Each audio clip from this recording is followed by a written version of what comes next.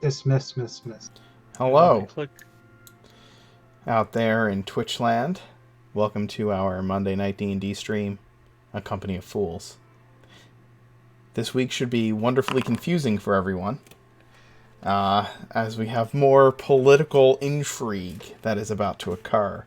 And the battle cry insight check should be heard throughout the lands of Oridon, cried loud from the lungs of our resident Dragonborn captain. Loudly, often, It's a and secret.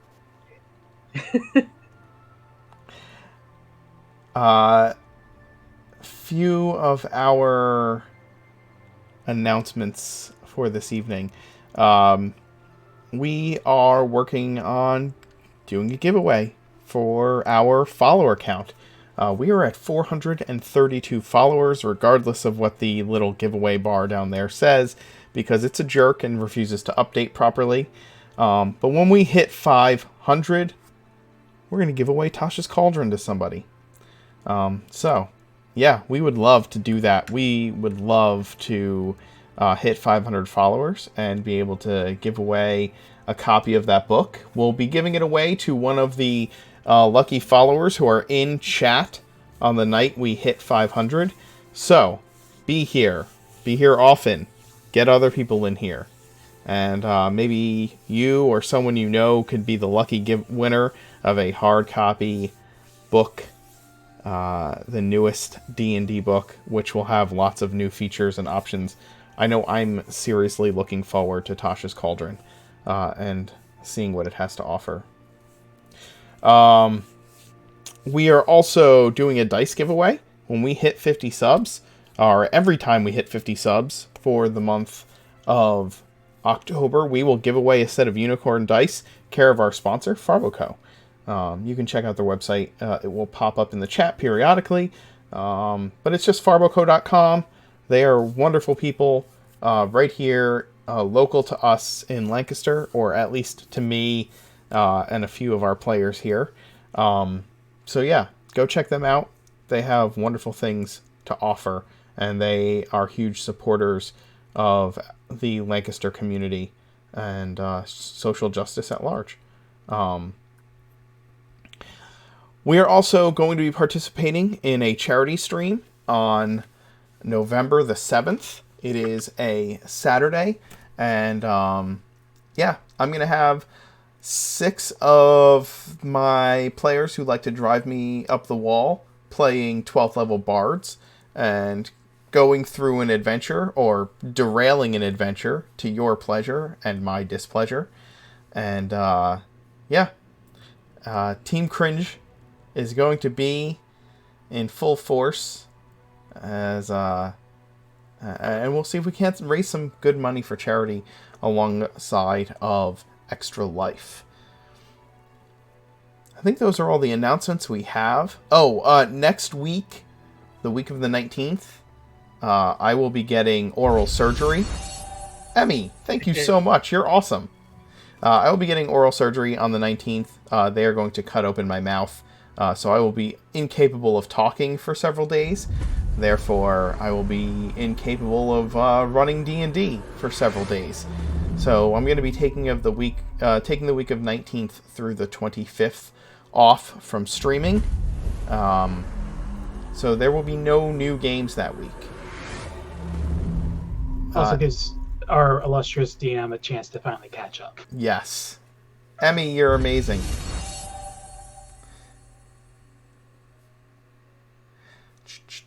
Got all the new sub things going on. We got a few new ones, a few resubs, thanks to Emmy.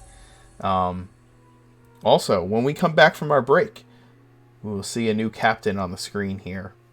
But our overlay, overlay is so good. Yeah, I'm gonna have to update the overlay, and include the newest member of the company as a part of the game. Well, why don't I let you guys introduce yourselves and your characters, and we'll get this shit show on the road. Well, I'm Stu. I play Commander Gaz, the half-orc Oath of Redemption paladin who commands the Legion. Hey guys, my name is John. I play the Lieutenant Commander, the Rogue Mastermind known as Broker. Hi everyone, I'm Dio. I play Captain Sparks, an arcane rogue trickster and an artificer. My name's Adam. I play Trix, the Warlock of the Deeps, and I am a point on the meeting agenda this week. As well as an attendee.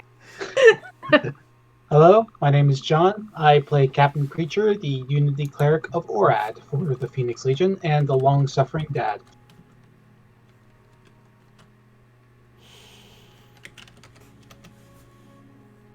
And I am the Mark Knight. I am your dungeon master this evening and many evenings throughout the week. Tonight, a unprecedented event will occur. An emergency meeting of the Council of Lords, the King's Council, will meet at a new location.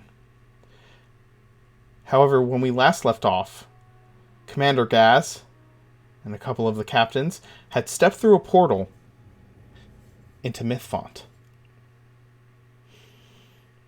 I will tell you that upon arrival within the entry chamber of Mythfont, you found that you could only access two doors that were in the room, both bearing the same lunar position as the one being held by the statue of Vidian in the room. Mm-hmm. The shape of a crescent moon in its hand, and the same symbol on each of the doors. You were able to open and pass through them. However, upon doing so, you found an overgrown wall of thorns filling each of the rooms beyond, so thick and deadly that they were impossible to pass through. Quickly after, Captain Sparks made it a serious point to rip all three of you from the chambers of Mythfont and return you to Grovair.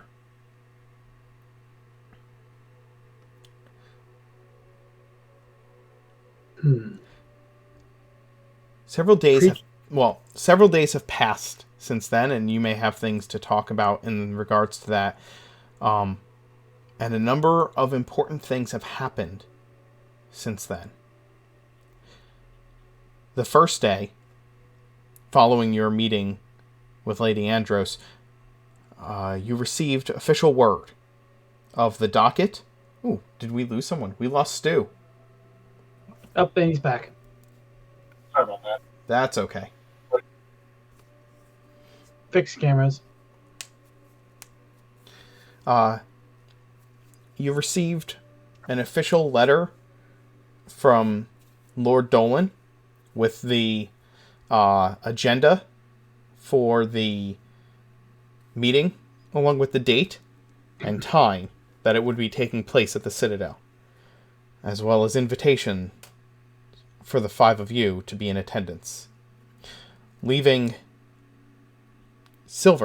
Captain Silver, to be in charge of security for the meeting. I probably would request Agranak be part of it. What's that? I would probably request Agranak be part of it, partially due to his status as my bodyguard, but partially because he would have information pertinent to the meeting. Sure. He can be retained as a witness.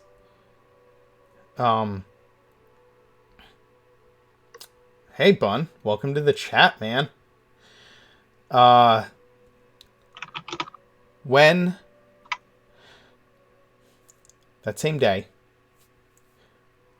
upon receiving that letter, mere hours later, You received a package from Lord Weston.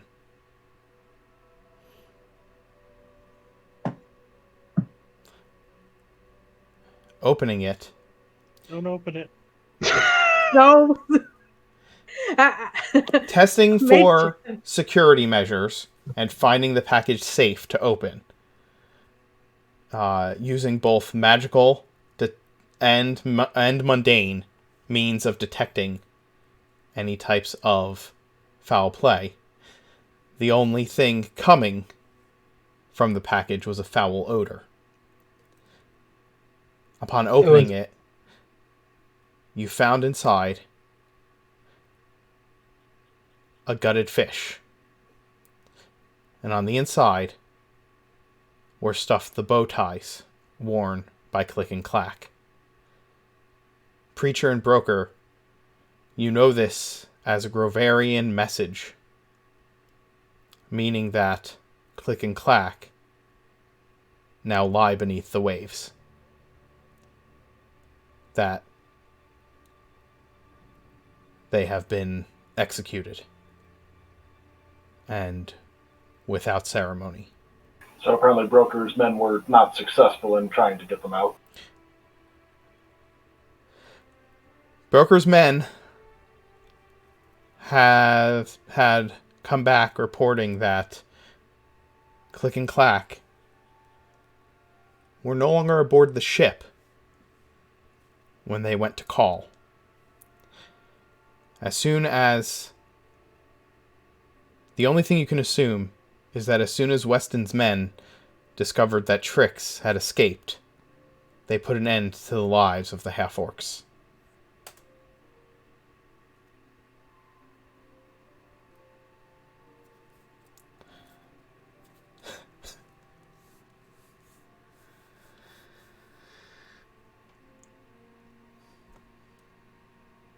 It is... Gaz would probably spend the rest of the day helping the refugees. Just trying to keep his mind off of that. The day before the meeting, and prior to when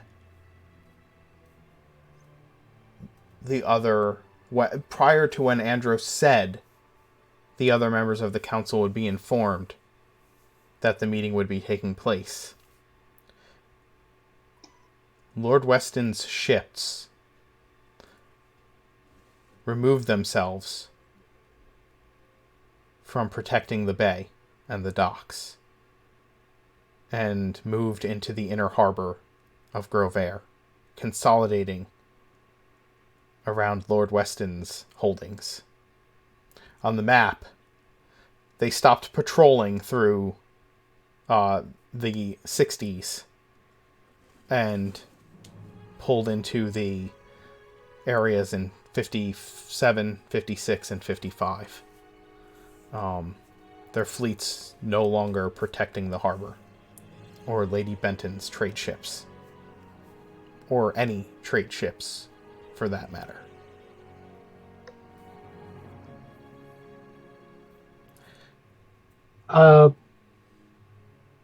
Quick thing, I will note that approach on that day, and I will meet with Captain Trix.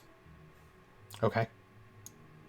Captain, could you see Yes. to it that we have allies beneath the waves for the meeting tomorrow? We always have allies beneath the waves. Are you asking if I arrange for, some sharks in the area? I fear that Weston may be consolidating his position, but may also pull the ships in and make a move on the meeting itself to force the issue. But he doesn't know that we have that underwater ship, does he? He does not. But I fear he may. I know how unlikely it is, but I fear in the deepest recesses of my mind that he may fire upon the citadel. I would like to make sure that we have something in place to prevent that from happening. And if all push comes to shove, we can use the underwater ship to evacuate the rest of the council.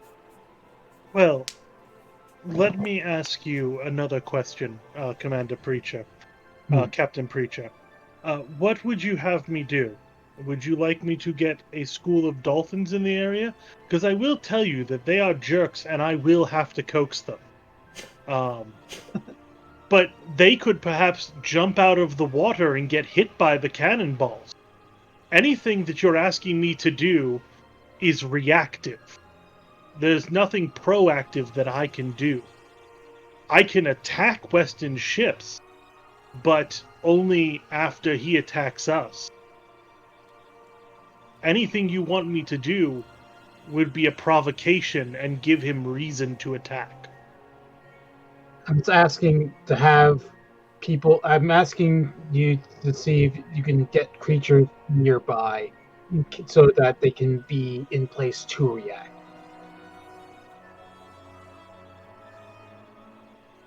I mean, these waters aren't empty. All I have to do is command them. Fair enough. Thank you. And so, the date of the council meeting arrives.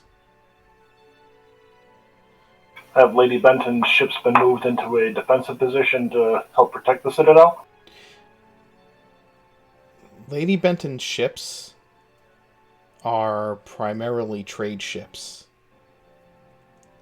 So they could be defensive targets, but that's about it. Or maybe like a quick runner sort of thing, just alert us as they approach. Sure. One of the most difficult things is that Weston is the only fleet in all of Oregon that has cannonry. Or armaments of any type that aren't just boarding. Most ships have, like, ballistas and Oh, okay, gotcha. and things like that.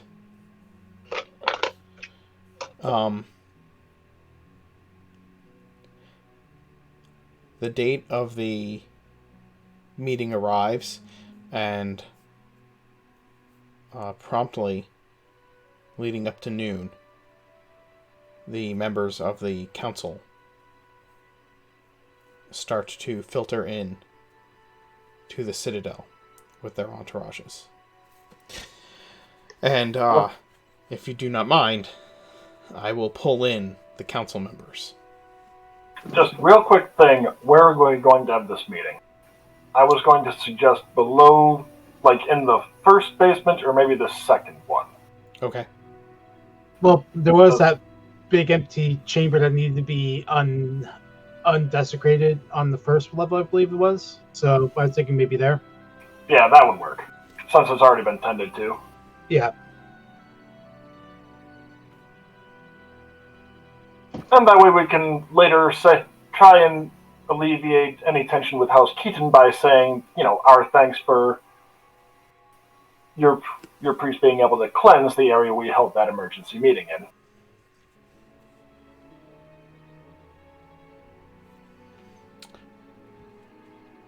Okay.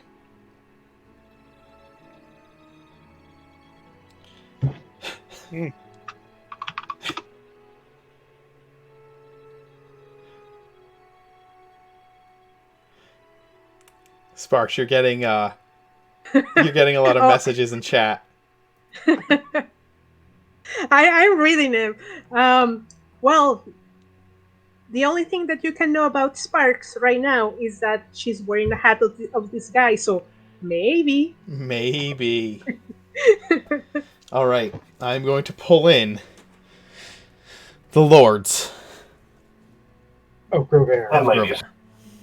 Such as they are. And funny enough, given it's a patriarchal city, 3 ladies and 2 lords are in attendance. It's true. Because the other 2 lords are being asshats. Oh my god, Adam. God damn it. That's amazing. That's amazing. That is good punnery.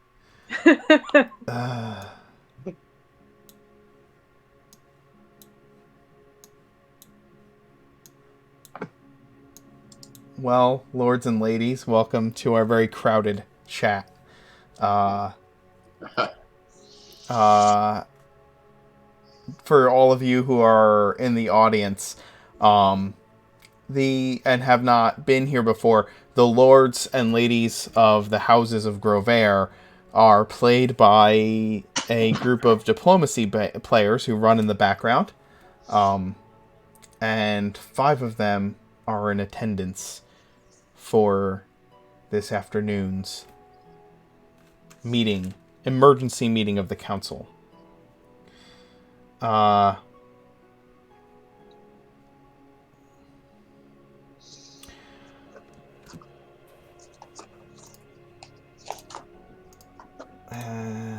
let me make sure that everything is set.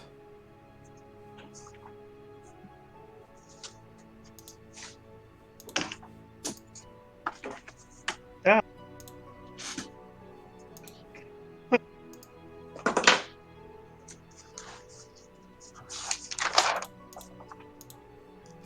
Those of you who have not been in this server before, I am giving you permissions. You will need to unmute yourself once I do.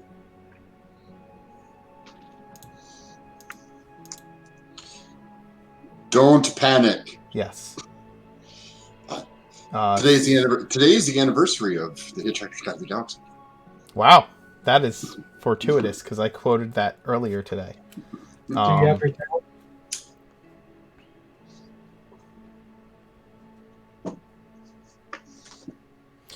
Let me just make sure all technical reads are appropriate, that everybody has what they need to have.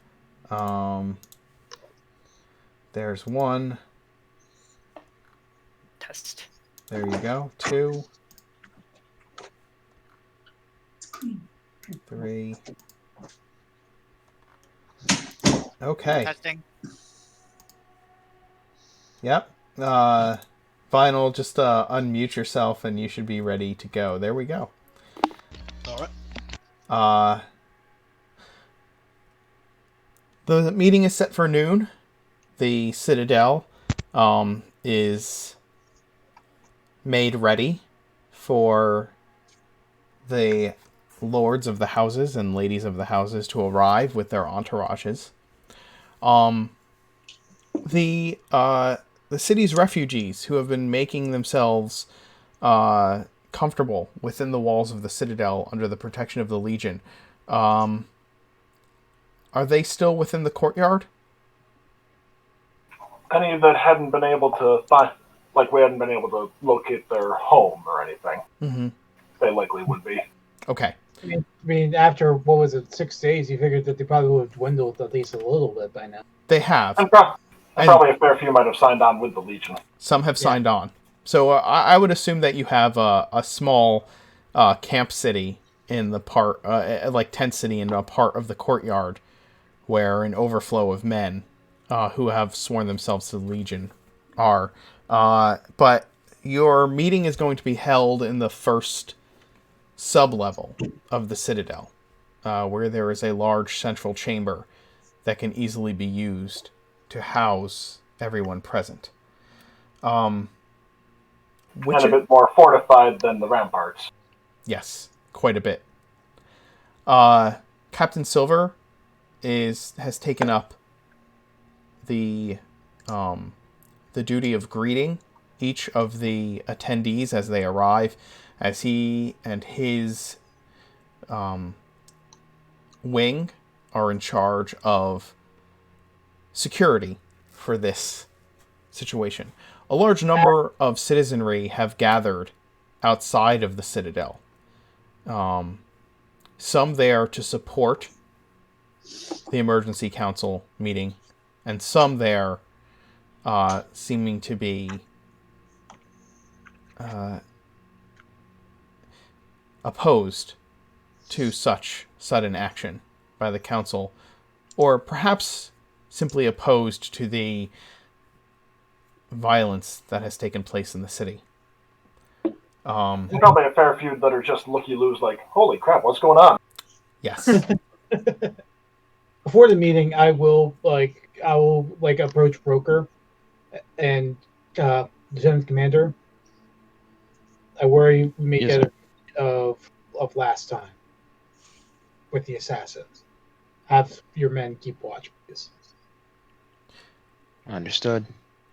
I will also help Broker, giving him part of my men to keep watch, but I will put the other part of my men in the lower levels to make sure that no one goes unnoticed to what they do not belong. Okay. Um, those lords and ladies of the houses, who arrives first? How early do you arrive? And who is in attendance with you? I'll go first. I arrive at about 11 o'clock, an hour before the meeting. Okay. And which house? Andros. Andros. Okay. Andros. And I only bring 2 Knights of the Page and Nestor. Okay. Lord Foster here. I arrive promptly at noon, and I arrive with my sole bodyguard with me. And only them. Okay. Lord Dolan would arrive roughly an hour also before the meeting. He would quite literally teleport directly in front of the room in which the meeting is supposed to take place by himself. Lady Carmichael would arrive, personal guard, and 2 others selected by her. Dolan may get a bit of a chilly reception from the guards posted down there initially until he clears things up, though. Seeing as he teleported into the room and they're on kind of high alert given the situation in the city. Lady It Benton. would be expected. Oh, sorry. Pardon me. Lady Benton arrives fashionably late. You see an entourage in the streets of flags and knights on horseback. Then I get off and head to the front door just when you thought I wasn't going to come. I love it. I love it.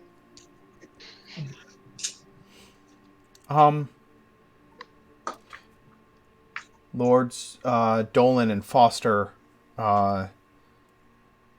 once you are vetted by security, you are brought into the meeting room, which has been supplied with a large round table, allowing each member of the houses to have equal standing around the table.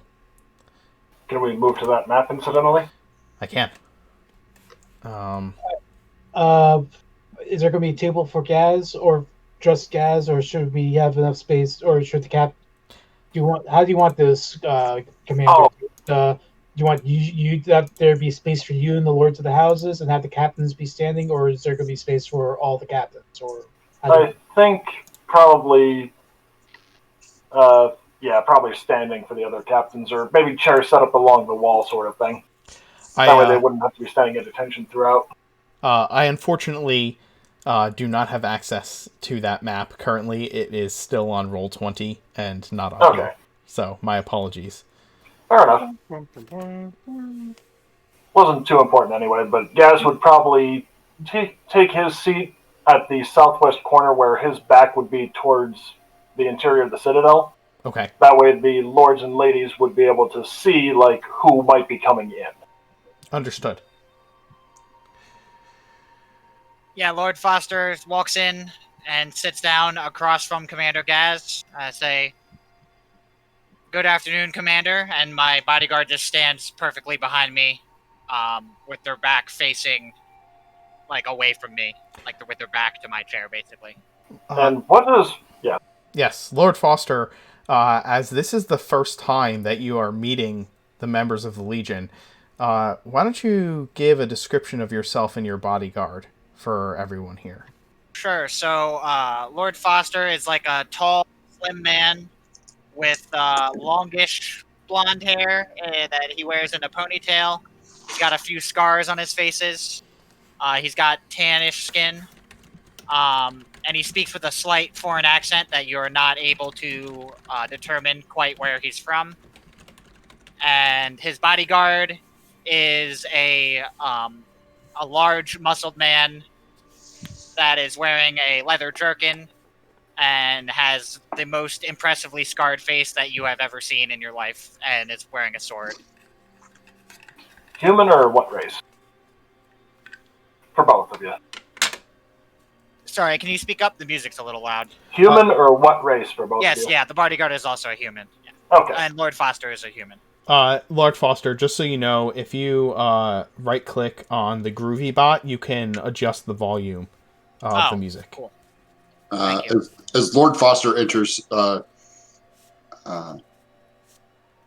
Lord Dolan and I are playing a game of King's Chess with a conjured set that we have, waiting for everyone else to arrive. As like the lords are showing in, like creatures like constantly just like eyeing the other lords to see how they are reacting to each other, like what, like just like how does Andros feel about Foster and such like that, and like does she like indifferent, disdain, happy, just little stuff like that. Lady Andros pays no attention to anyone entering the room. Her guards are outside. Only Nestor is in here as the official scribe. And Same with Lord Dolan. We're concentrating on the game. and what is Lord Foster's reaction to this? Somewhat could be perceived as a bit of a snub. No reaction. He just smiles at everyone and sits Okay. down. Gaz would probably actually rise up to greet Lord Foster and shake his hand personally, since this is the first time they've interacted. I'll return the handshake and say it's a pleasure to meet you, sir. And my apologies we couldn't meet earlier, but time has been a little pressing for all of us, I think. Well, the invitation always stands for you to come by my manor whenever you feel the time is right. Question for Lord Foster. How old is Lord Foster? Like late 30s, early 40s looking.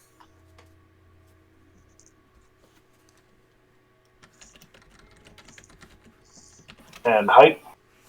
And or build? Yeah, he's tall and thin. So Yeah.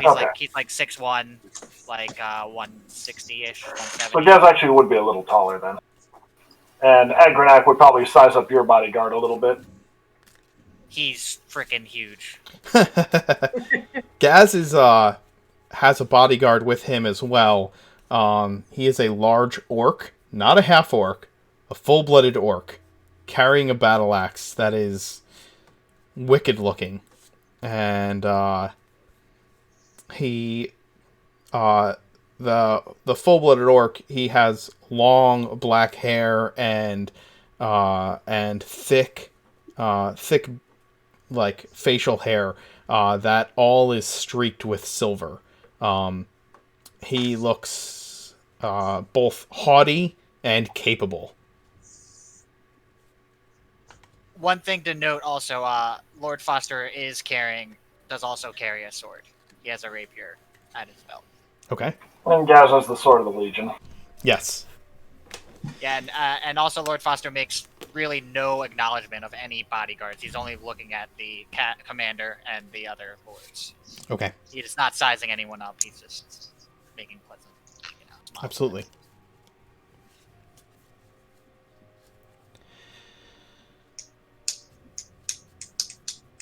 As all of the attendees arrive, Lord Dolan, you may, as the Chancellor, you can feel free to begin the meeting. Lost someone. Oh, there. So at around 1:15 noon, once everyone arrives and has readied themselves, Lord Dolan will simply snap, and the sound very much resonates throughout the room, as if he had struck a gavel on a piece of wood. Thaumaturgy is a wonderful spell. It is. But when you first said he would just snap, I kind of had a different inkling. yes. He snaps, and the world destroys itself, or something. Alistair Blackcoat from Undermountain, right here in River. As an aside, I will just say, with the number of people that we have currently in chat, let's try and keep things on track as much as possible to avoid accidental interruptions. Because there are currently 11 of us in the chat right now. Would you mind repeating what you said about? So sorry, I had a slight technical issue. I merely said with 11 of us in the chat, let's try and keep as many out of character comments to a minimum as we can, so that we don't steamroll anybody or interrupt anybody by mistake. Because there's a lot of people trying to get time into the conversation.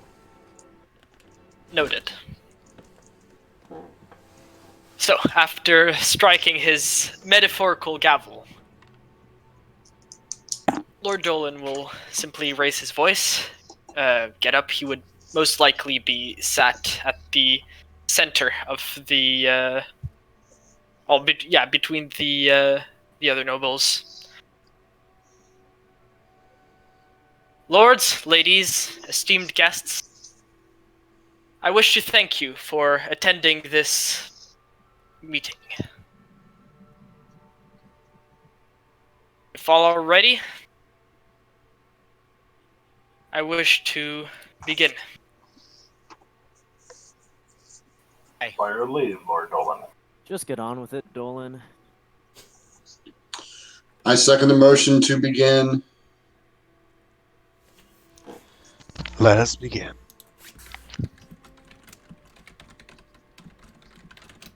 First of all, given that we are blessed by the presence of esteemed guests today, I would ask that every single one of you vow to never share any information that would be given during the meeting.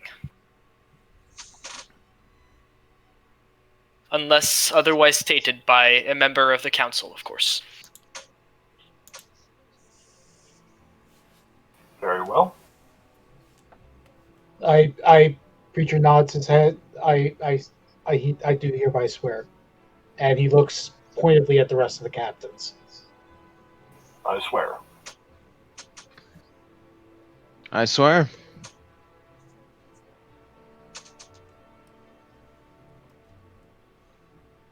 Good. In that case, let us begin. I, Lord Dolan, chairman of this council, motion to begin the meeting.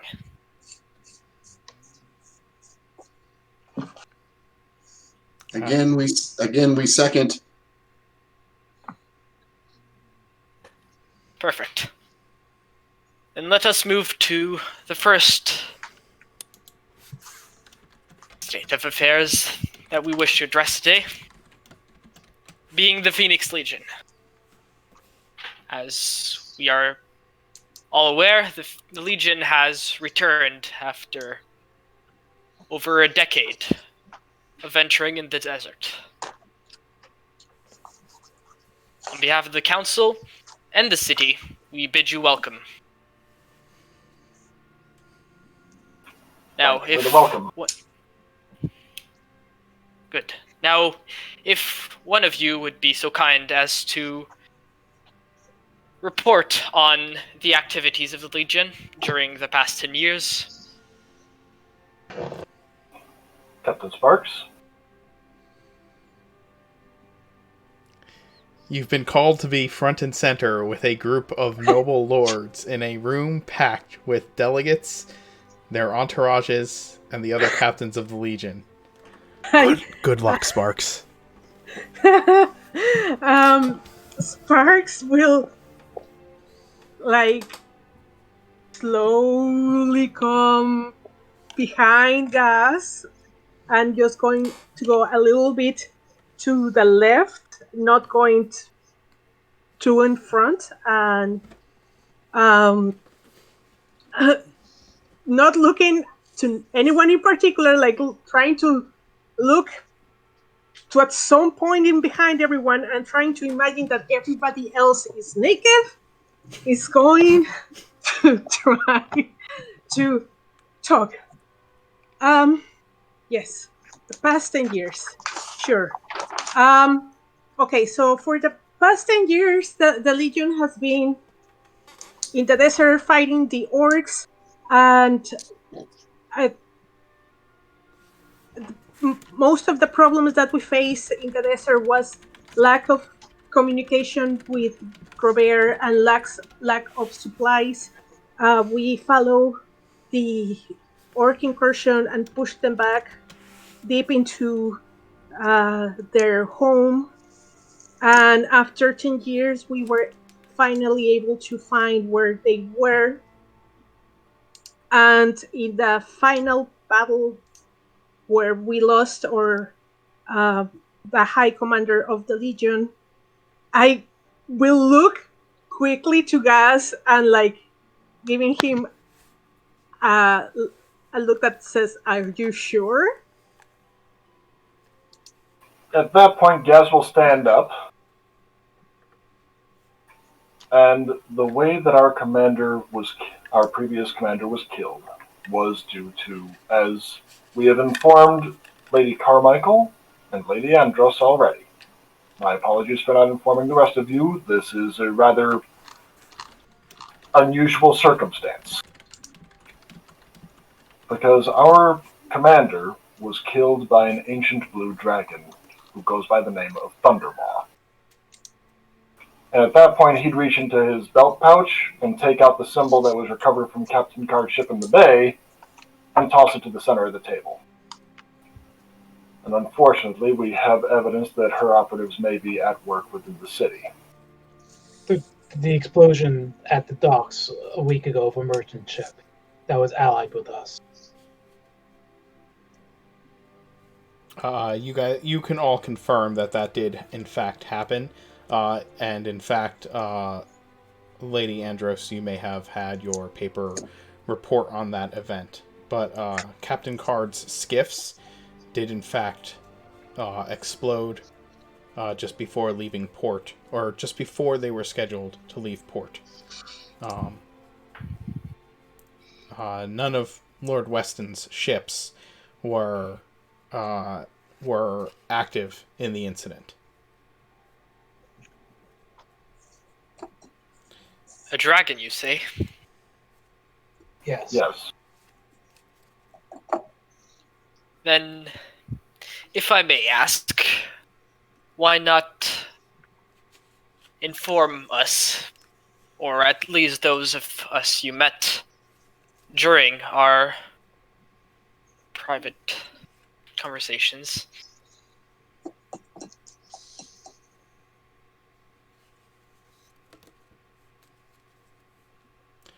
Come again, if that was directed to me, I was a little distracted. Yes, Lord Dolan has posed the question why the Legion didn't inform those nobles that they had the pleasure of having a private meeting about the dragon. In large part, it was because, well, we'd just spent 10 years in the desert. If the first words out of our mouth to you during the meeting were, "Oh, we fled the desert because we were attacked by a dragon," how easy might it have been for some of you to have dismissed us as lunatics? Again, there have been no dragons in Oregon in over 1,000 years. And justifiably so, at that. In close to 2,000 years, actually, there's not been a dragon in Oregon.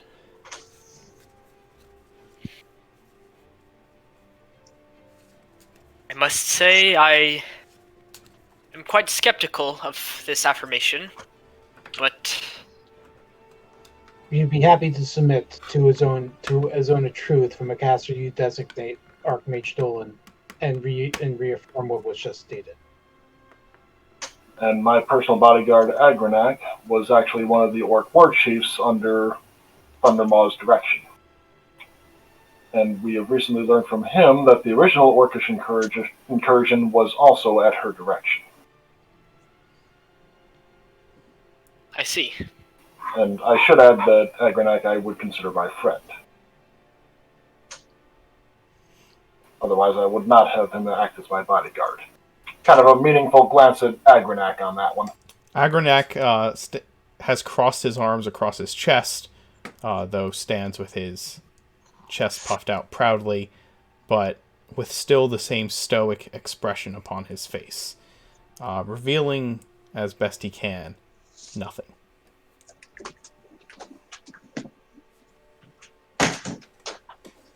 My And lord. Sparks, if I may, did you have any contact with the Awatha peoples of the desert while you were there for that decade? Out of character, I think we should have done so, right? Because Yes, yes. Out of character, you probably would have traded for resources with various Awathan tribes, as well as you may have a couple of Awatha who have come and gone within the Legion over the course of that 10 years. I wouldn't see that as unusual, considering how much time you spent in the desert. We did. What? Why? No reason. I was just curious. Insight? It's a check. Yes, give me your rolls. I will set a DC. Yeah, Sparks is kind of insane on that. Lord Foster, if you're trying to hide anything, I will just let you know that Sparks rolled a 28 on her insight. So if she can get, and Preacher a 27. So if they can get any kind of a read on your response, feel free to let them know what they pull out of that. Lord Foster looks vaguely Awathan, but not quite like the Awathans that you met. So the reason is maybe personal. Yeah. A personal reason rather than a political. Yes. I will turn to Lord Dolan and said to him, my lord, I know how difficult it is to believe that there might be a dragon left in the world, but what we found out about this particular war was that dragons are capable of changing forms, and this particular dragon went years before the war started and started recruiting the orcs and becoming their chief. And what was once a tribal society became basically just one big society under the rule of this particular dragon. And basically, she became their goddess. The capabilities of this particular creature are very, very great. There's a lot of magic in her. And it's not only the problem that she is big and basically can fly and bombard us with electricity. It's also the fact that she can infiltrate anyone. And she has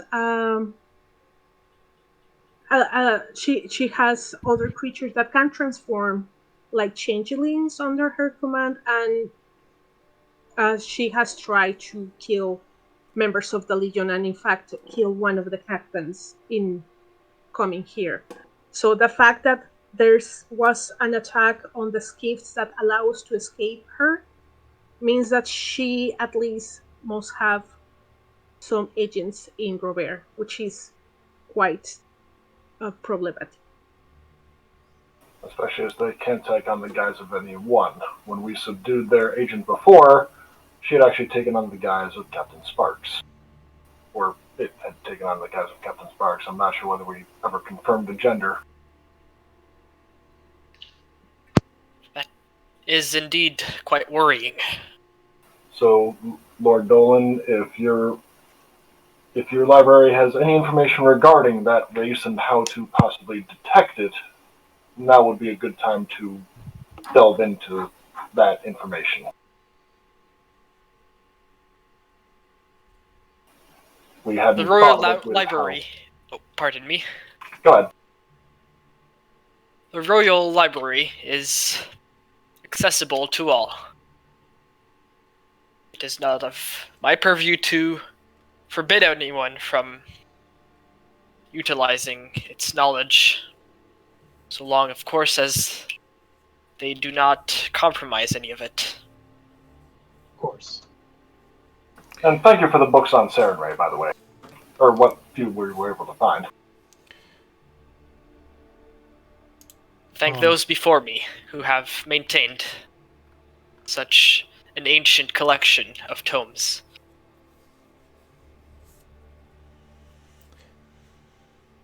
I will, if my fellow councilmen and councilwomen may agree, put forward a motion to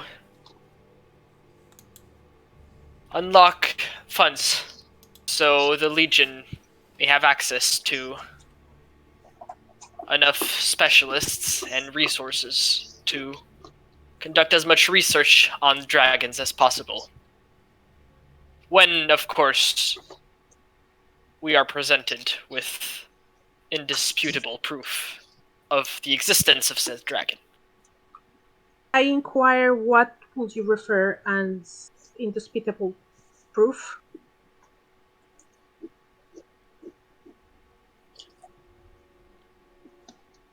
That he appears pensive for a moment. If I may speak on the Legion's behalf, Lord Dolan, the only proof that you need is that my word is behind the Legion, and if you doubt them, you can put it on me, wizard boy. That was House Foster, right? No, Benton. Benton. Okay. Yes. I would also have to agree that I would rather take the chance and be prepared and not need to have these defenses ready than to not have them and it be true.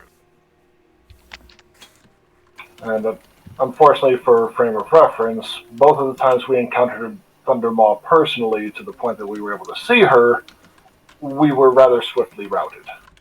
The second time we only escaped with the aid of Captain Card and his crew. Captain Card's, pardon me, being? Captain Card is the merchant who helped transport the Legion back to Grovair. Captain Card's the shipmaster whose fleet was, well, the trading captain, correct? Yes, exactly. Yes, and his ships were recently destroyed in the harbor. Well, since there are 2 votes, yes, and I would make mine the third. We pay them now. We give them what they want. That way we're not caught unawares. Should this thing emerge here in Grovair, I would prefer to have the wherewithal and the means to destroy this creature and not have it and not need it than need it and not have it. So. And somewhat paradoxically, apparently part of her interest in the Legion is, according to Agranak, the fact that we know about her and have been spreading that information. So the less said publicly for the time being is likely for the better. Otherwise, Grovair itself may be made a primary target by her. I fear that may already happen already because we are here, Captain. Very true, but she would likely be trying to take us out in covertly rather than wage open warfare on Grovair. Well, that is not for this meeting. This meeting is for your payment. Fair enough. House Andros motions that the Legion receive all funds, both past and present, that are due to them immediately from the coffers. Fellow Lord, seconds this motion. if I may, the treasury has been frozen now since the death of the king, and my house has not received our fees for taking care of the transportation of this city, and likewise the fellow lords Rover have not received their fees and fiduciary responsibilities from the treasury. And so for that reason, I believe it would be unwise to make an exception for the company. Respectfully, I understand you guys have worked long at our behalf and not received your pay for that. But however, I hardly think your interests are going to suffer because we paid them and not you at the moment. it's not about my interests, it's about the principle. Lord Foster. As an aside, I will mention that currently in the districts that have remained neutral due to being under the control of the crown, those districts' functions have been funded from the king's personal estate up until this point, which is dwindling, and all of those functions were supposed to be paid out through the treasury as well. And I don't know what the house that is the minister of the treasury would have to say in regards to the motion that Lord Foster is putting forth.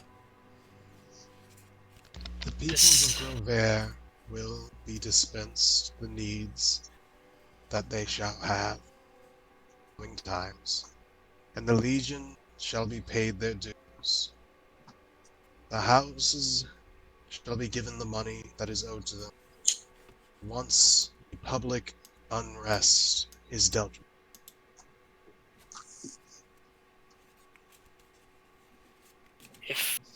If I understand correctly, Lady Andros, that the motion you are describing would read as follow, and I take a sheet of paper that had been somehow always beside me, as if there were some sort of scribe constantly writing the transcript as if it were going.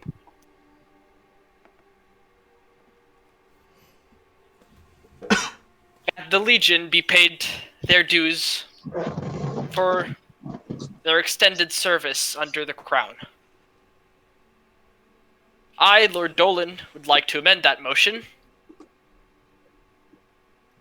so that the Legion would be reimbursed all fines incurred by the use of weapons since their arrival in the city, given that not once since they had been sent out to duty were they legally dismissed or disavowed as combatants of the crown. In other words, all houses which happened to fine the city, the Legion, would have to reimburse these fees.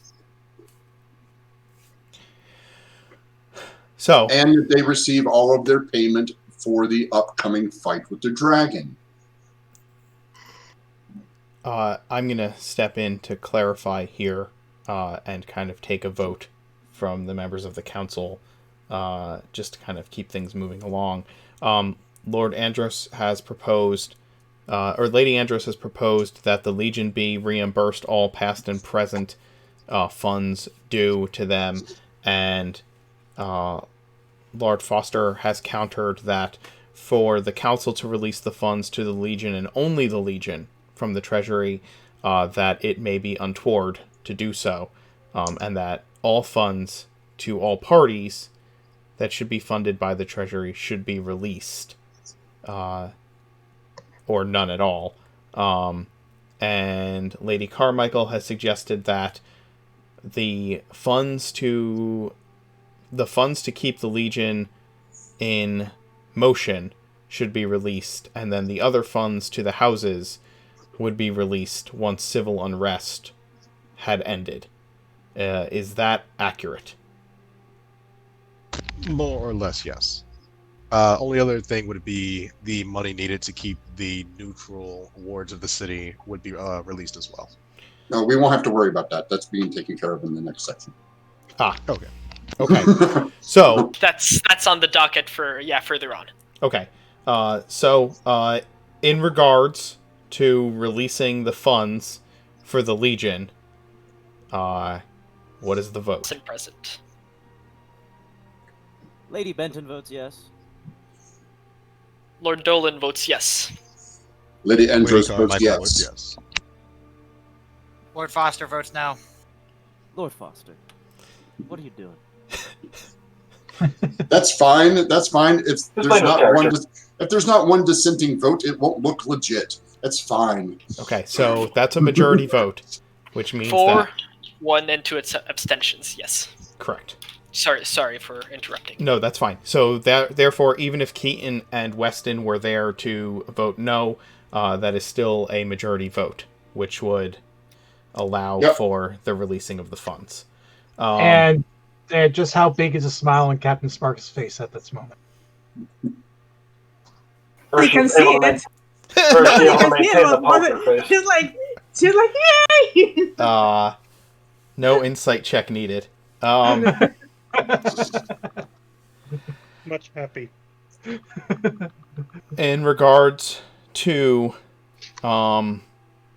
waiving any fines that the Legion has incurred for the use of weapons or magic within the city,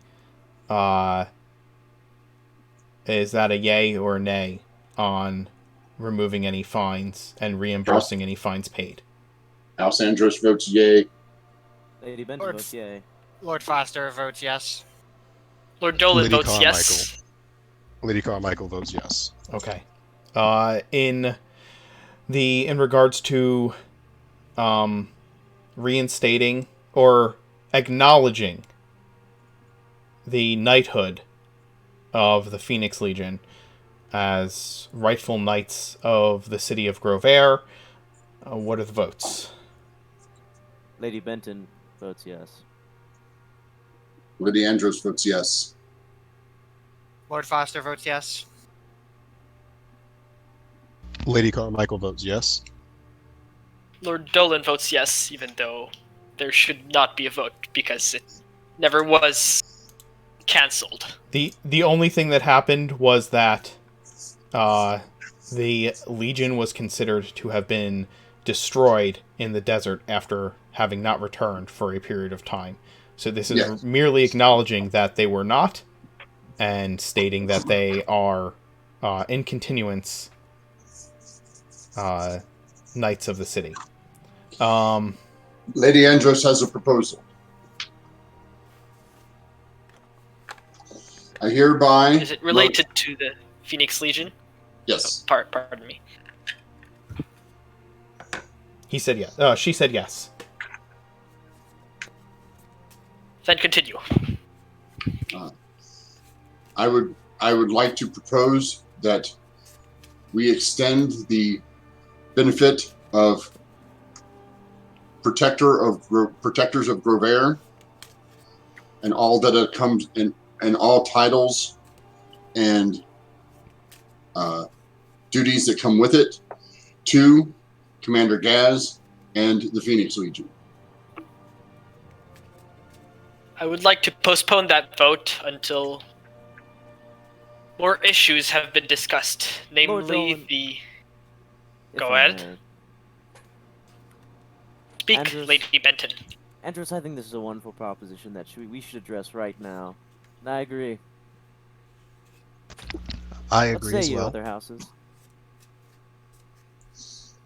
I see no issue with it. That is their traditional role as the Phoenix Legion within our city, and I see no reason not to restore it to them. Preacher is starting to think, uh-oh. Wondering what trap words are being thrown into, right? Yeah. I do have one question regarding this. Would Yes, this, Commander Gaz? would this position afford the Legion a seat on the council while all of this is going on, or how is that going to work, considering that normally it would be the king himself, but According to the bylaws, you would be the tiebreaker in any vote that ends in a tie. It's hard for a vote to end in a tie with 7 council members. well, Who so says far we're 7? Well, no, there were 8. Remember? There were 7, but there were 7 members of the council who advised the king. The 7 houses were the members. The problem that has been going on is that with Lady Carmichael having been abstaining from the meetings, it tended to every issue tended to end in 3 votes yay and 3 votes nay, with one vote abstaining, which meant nothing could pass. This is the first council meeting since in 10 years. This is the first council meeting in 10 years where Lady Carmichael is actually present. Yeah. I see no reason not to give them a seat on the council. He will be working towards the betterment of Grover, and we'll see things that we won't in his daily.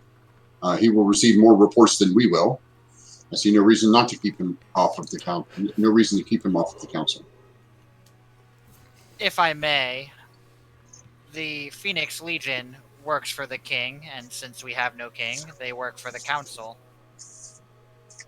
We do not, I do not believe that they should get a vote on these matters, but rather they should, of course, be invited to attend any further meetings and have their voice heard. But they are not a lord of this city, and to raise them to the council would be to basically install them as our 8th house here in Grovehair. So an advisory position. Yes. Yeah. Advisory or observatory position, yes. That's perfectly fine by me. So, I, Lord Dolan, propose that the Legion be given the title of Protectors of the City, and be granted, as a result of this, a seat on the council as observers. And all the duties and titles that go with it. Please do not leave that out. It's very important. Of course. Are we bringing this to a vote? Yep, unless there are any... Well, if there are any oppositions, then there would be a vote, otherwise... House Andros votes yay. Any oppositions? Aye. What is your opposition? I vote... No, sorry, I vote aye. Oh, okay, you vote aye. Okay. How's Carmichael? She stays silent. There's no opposition. Okay. Then, in that event, the Phoenix Legion is dubbed Knight Protectors of the City of Grovehair. Do all the rights, privileges, and responsibilities of that position, as well as an advisory position on the council. Not having a vote or a lordship, but able to observe council meetings and retain a voice of a voice within the council meetings for the interests of the city and the Legion. Which means we can officially have Paige in that role for when you guys meet. So Paige will now be the liaison to the council? Sounds about right. Okay. It would make the most sense, I think. I think so, yes. While I agree, a preacher will actually step forward after the vote and say, "I thank the council for this honor and generosity, but I must ask for your patience and understanding. We may not be immediately able to discharge our duties to the best of our abilities. As you can see, No. Captain Preacher, you have just gained control of all of the Crown's knights who are currently working at the moment. As Knight Protectors of the Crown, do the rights and responsibilities according to the council as a whole mean that the constabularies in the unoccupied regions of the city, would they fall under the purview of the Legion's command? Yes, that's why I put it in there. I want to make sure that everyone on the council understands that this would be the case. In case that would change the vote, because it would be unfair if not everybody knew that. The militia of the city and City Watch would fall under the Legion's command, yes. Okay. Understand that the houses themselves retain control of the personal constabulary and personal knightly orders that they have under their command within their own districts. It doesn't change that. It simply means that those knightly orders and those constabularies that were directly tied to the crown would now fall under the command of the Legion. Of course, how many of those units, how much of that is still available after allegiances shift, will be telling of certain things. yes. But even so, I feel that as protectors of Grover, we cannot fully discharge our duties to the best of our abilities, and prepare for the true security of the city until we gain our barracks back. That will be addressed later this meeting. If all agree, of course.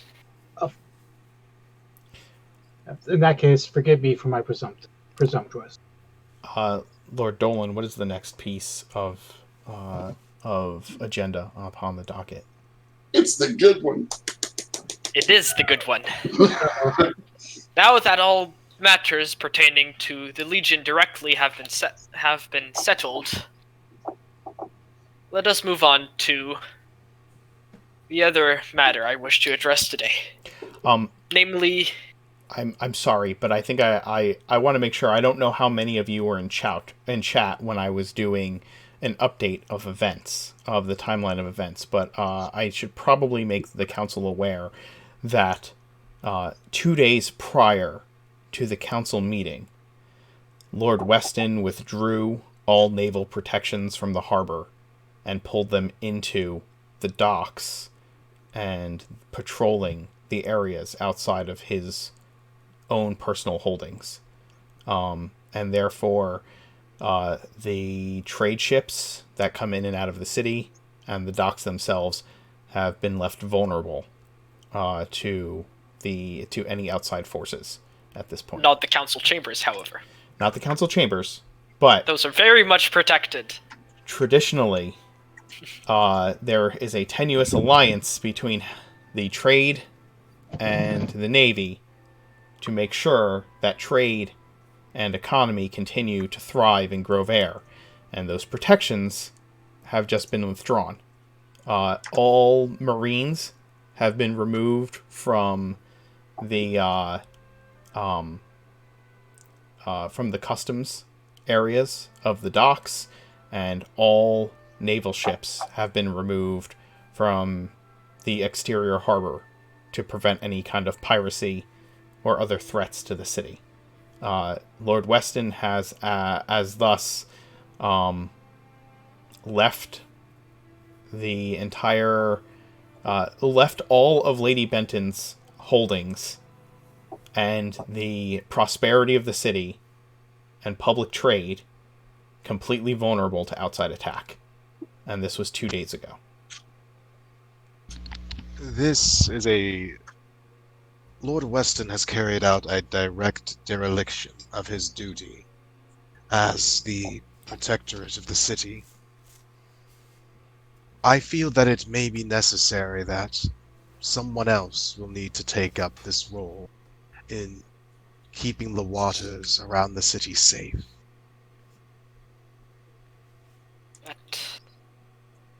That I fear as well, but if I may, Lady Carmichael, I wish first to discuss the offensive led not too long ago by Archbishop Lester Keaton against your own people. Continue. As it is known by now, myself, as well as Lady Carmichael and Lord Foster, have ensured that this attack would not go unpunished.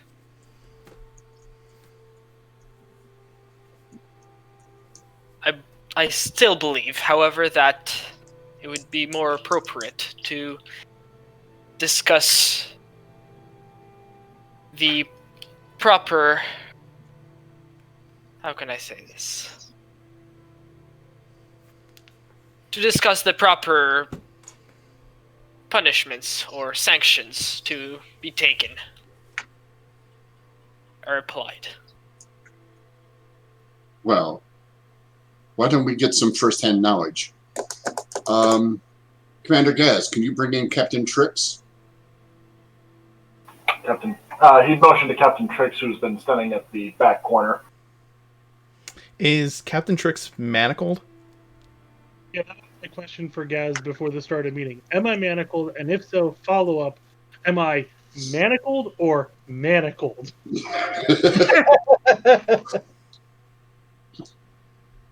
He would likely have manacles on his wrists as a formality, since he is technically a prisoner being brought before the council. And I would make it clear to him beforehand that it's a formality. He's under, quote, house arrest, unquote. Correct. As a... So yeah, when you say bring Captain Trix forward, I just kind of show my manacles from where I've been standing with the Phoenix Legion. As a general note, Lord Weston's announcement in regards to Captain Trix, the Lord Weston had pulled his vessel out of the harbor during his meeting with the Phoenix Legion so that they would be in open water facing the city. I thought we were still in the harbor, but away from the dock. In the harbor, away from the dock, like close enough to get back quickly, but not far enough. But far enough that you were no longer docked, that you were quote unquote out to sea. Technically out to sea. You were still in the harbor. So in tile 56 somewhere, say? Probably somewhere in... No, it was probably somewhere in the 60s. Okay, like way outside of the dock area, but in the harbor itself. Okay. The distance would be important. Yes. So within, like, on the map still, correct? I believe it would still be on the map, yes. Yes. Okay. But far enough out that, like, maybe just in 66? Like, probably out in area 66 of the map. Okay? And at that point, his supposition, the letter that he sent to the council and the Legion, was that Captain Trix had violated naval law and was therefore not under the purview of the city's legality or under the purview of the Legion's licensure to use magic within the city because he was on board a naval vessel that was not docked, and therefore he had every right, as the commander of his ship, to take Trix into custody and prosecute him under naval law. No, you had it right the first time. Yes. That's what I was thinking. And so, that is Lord Weston's supposition. However, Trix is now has now been Brought before the council as promised. yes, forcefully extradited into the custody of the Legion for the purpose of, or voluntarily extradited into the purview of the Legion and brought before the council for their judgment. Captain Trix, Yes, are you a member of the Phoenix Legion? I am. Commander Gaz, is Captain Trix a member in good standing within the Legion? He is. Has he been with the Legion since your trek across the desert? Shortly after, he joined from... He was a prison conscript Ah, near the Very beginning well. of the desert. and he has performed all of his duties admirably? Yes, he has.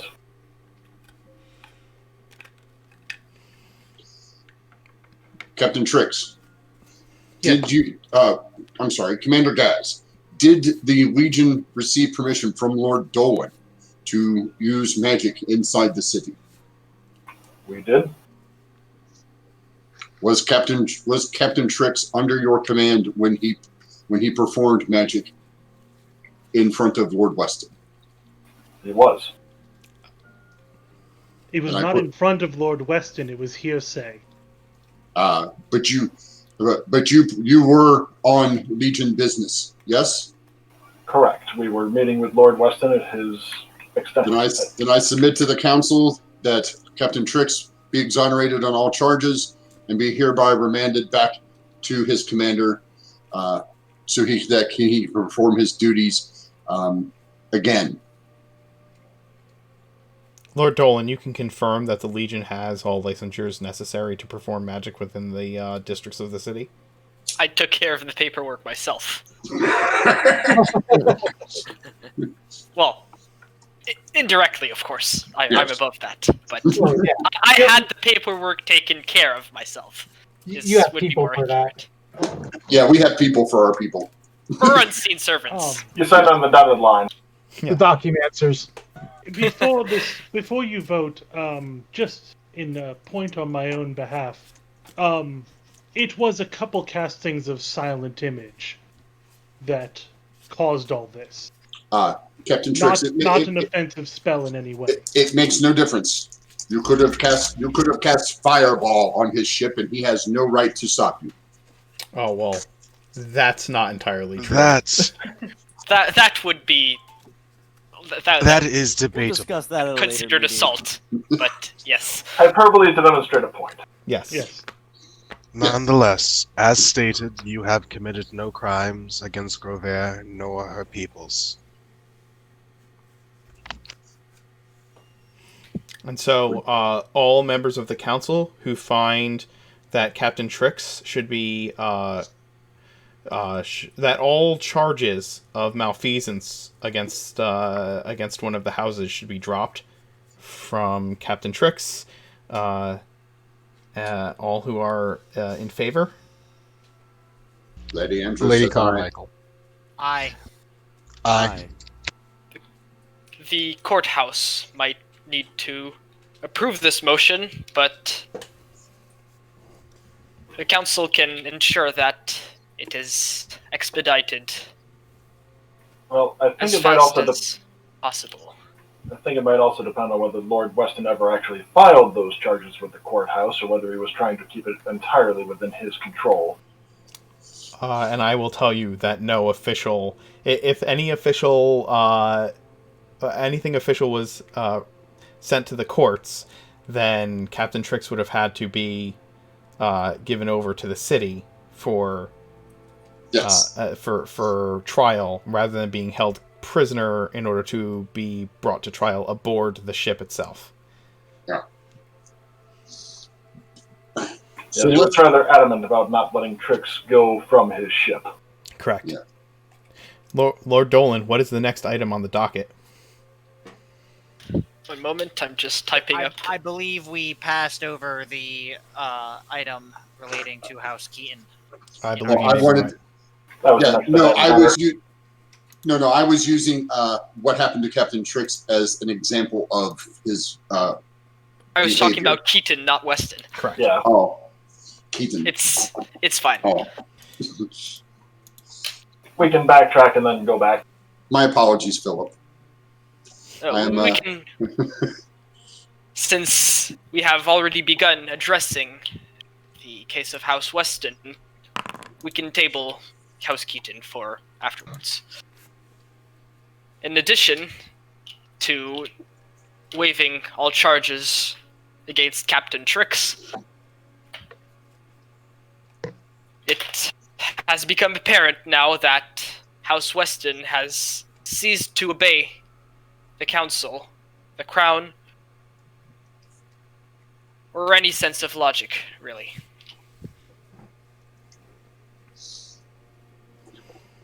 What makes you say that? I do not believe that the council had given Weston any orders regarding the Phoenix Legion that he has disobeyed.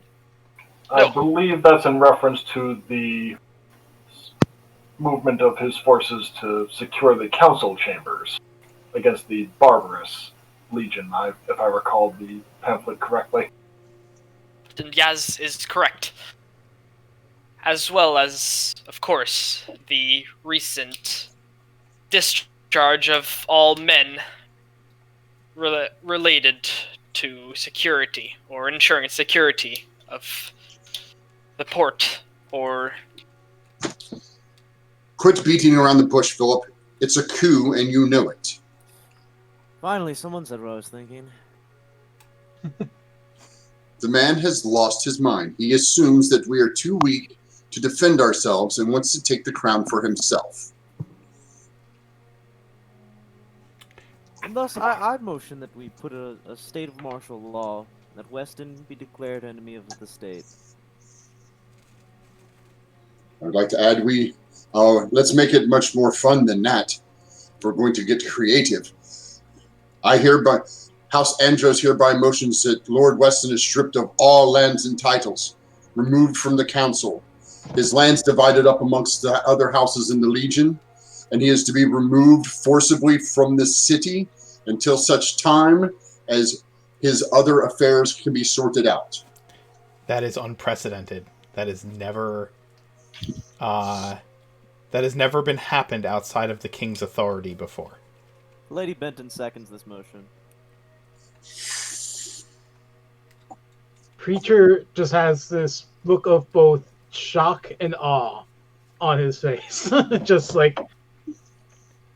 his removal of his ships from the harbor, protecting it, could be interpreted as a statement of in response to this meeting going forward without him. It could also be interpreted as a dereliction of duty. Which is what it is, on top of his repeated attacks.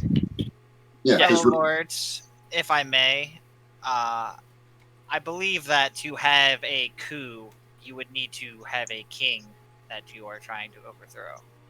And we have no king. Not necessarily. The coup would be to take power from those, whether that be a king or the council, as it may be.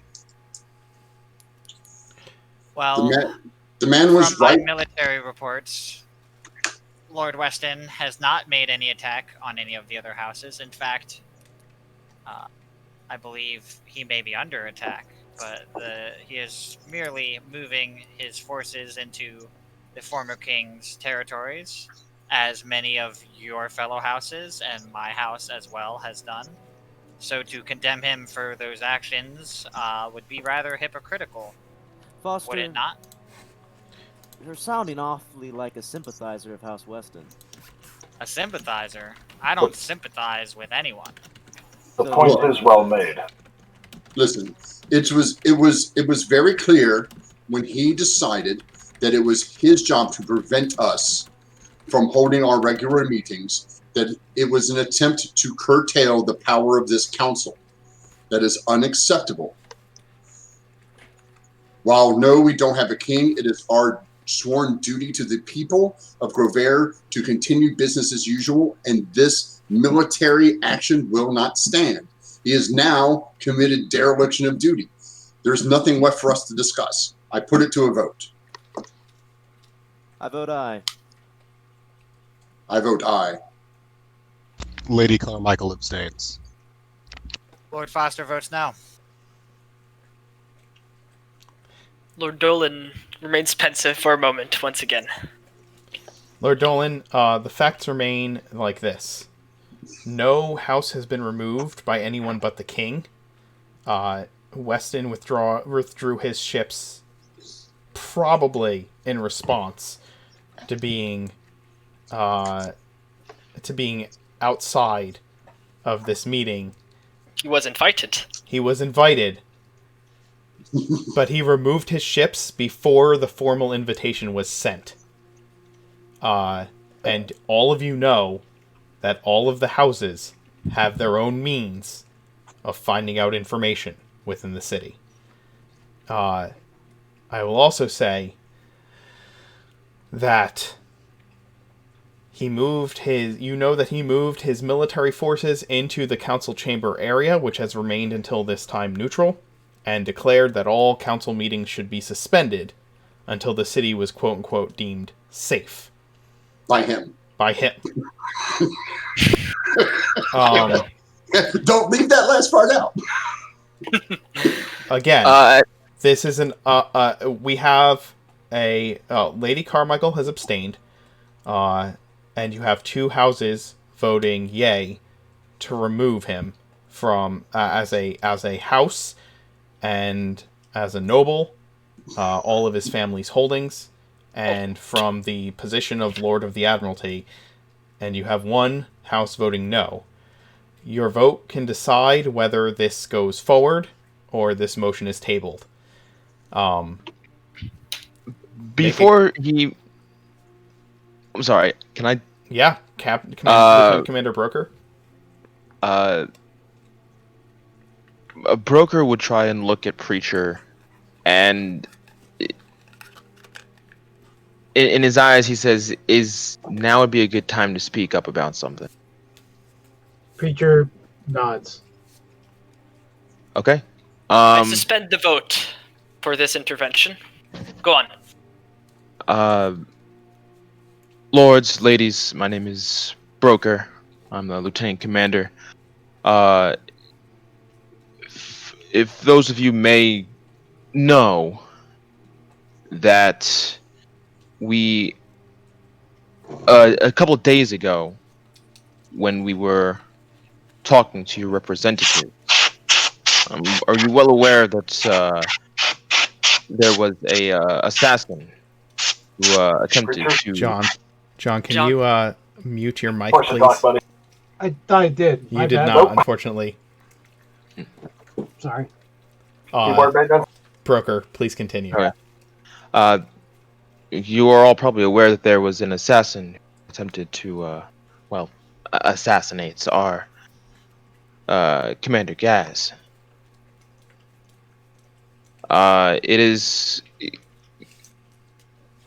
come to our attention that I believe that the assassin, while it showed a tattoo of it was Andros, yes? Yes, I believe so. It was Andros. It has come to my attention that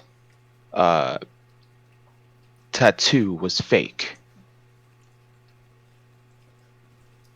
I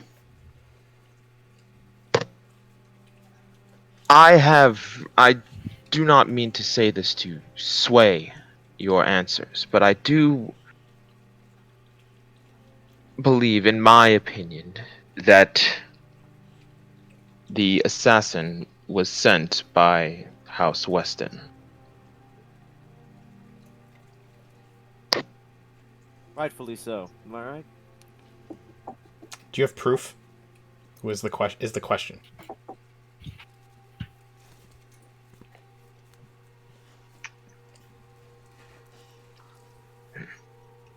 Well, Lieutenant Commander, I thank you for expressing your opinions.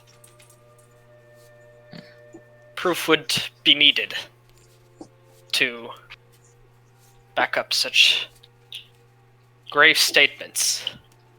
The I word believe- of the Legion is all that I need. I'm convinced.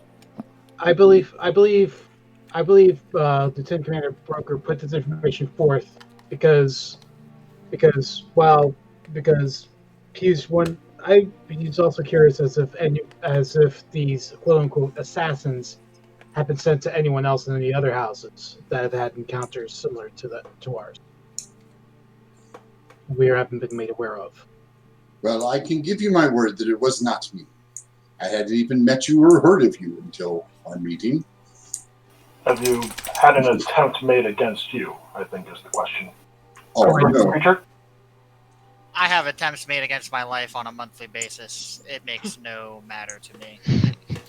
Oh, if the poor sod who wanted to kill me could get into my laboratory without getting himself blown to bits, then I would probably just let him slit my throat. I should hope not. Contingency is a wonderful spell. It's As is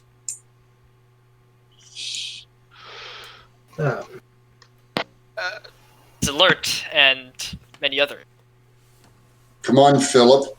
I Just say yes and be done with it. Before the final vote is cast, I do have a question. ask. What consequences would Lord Weston face if not being stripped of his titles for the actions he has taken? Including to the point of occupying the council chambers and suspending all activity within the council until such time as he personally sees fit. This would likely amount to treason, which would most likely end in an execution. Barring intervention from us, that is. And should the council agree to press forward with this matter, who would bear the responsibility of carrying out the council's will?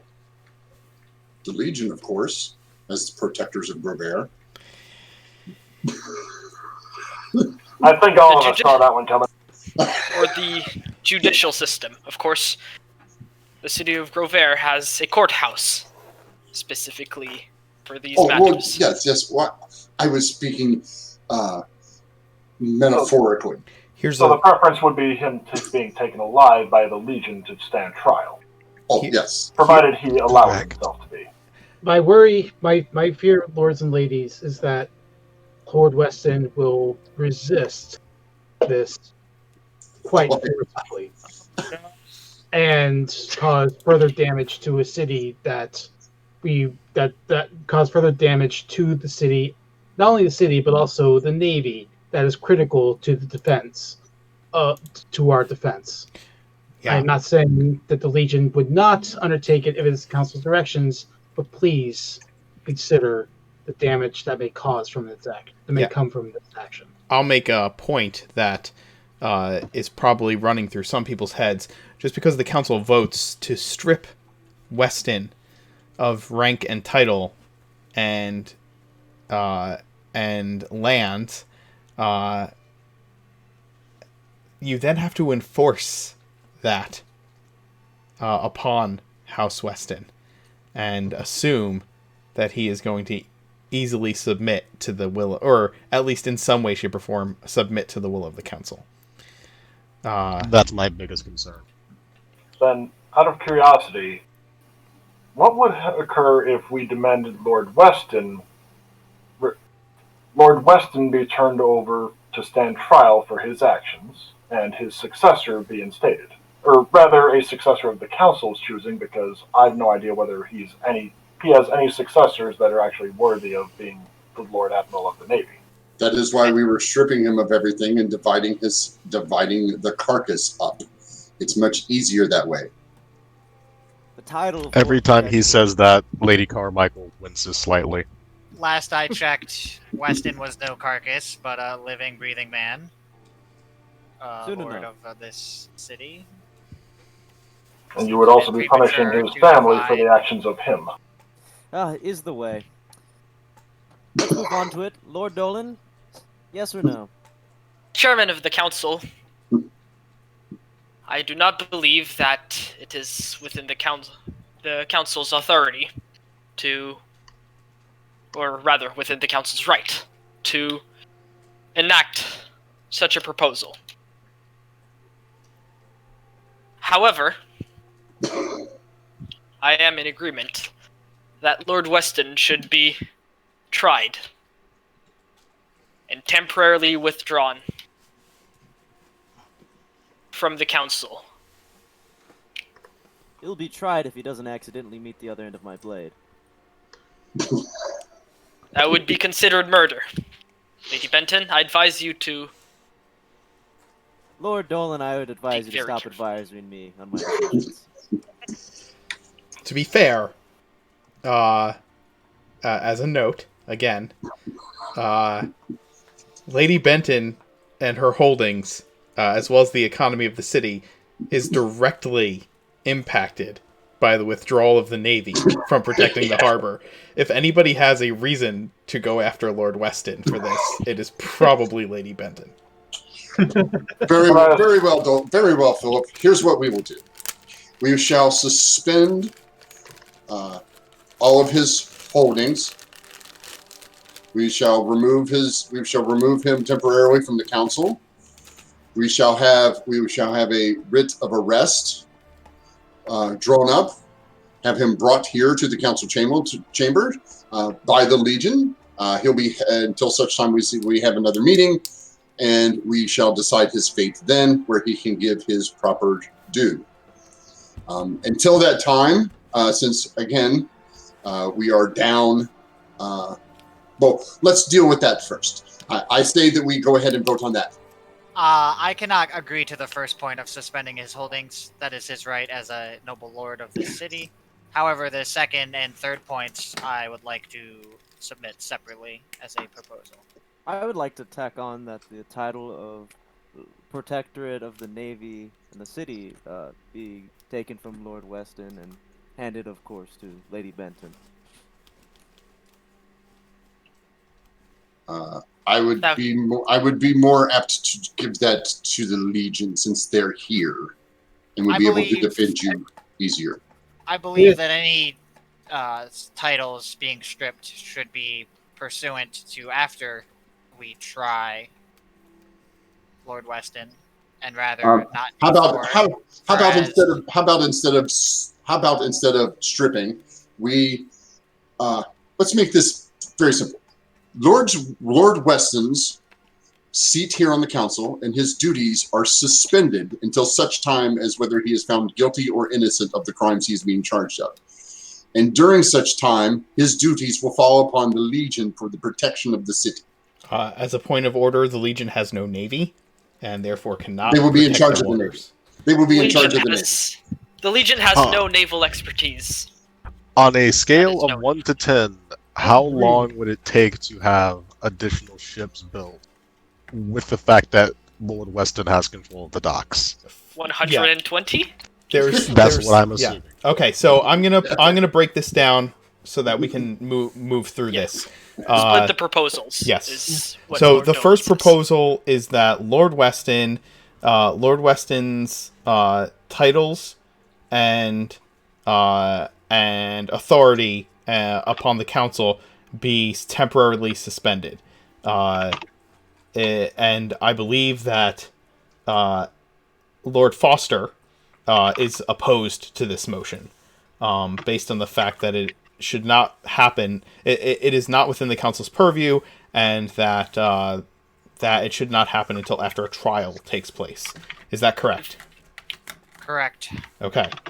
So, on the issue of suspending his titles, is this something that should be brought to vote, or are the His other titles of land? You mean like his ownership of land? No. specifically? His title as a lord, or I should say, his authority on the council and his title as Lord of the Admiralty. Should those things be suspended until he is brought to trial? While he's in custody, yes. That's my proposal. That is customary. There's one person proposing that, and there is one person opposing that. So the question is, yay or nay? Is there a second who would suggest this is voted upon, or are others opposed to this? In regards to temporarily restricting his powers as a council member, Lady Carmichael is in agreement. Okay, then it needs to be brought to a vote. All those who believe that Lord Weston should, his rights as a member of the council and his title as Lord of the Admiralty should be suspended until after trial, yay or nay? As is customary, one's authority should be suspended while they are in custody. The Admiralty shall fall to Lord Weston's second in command.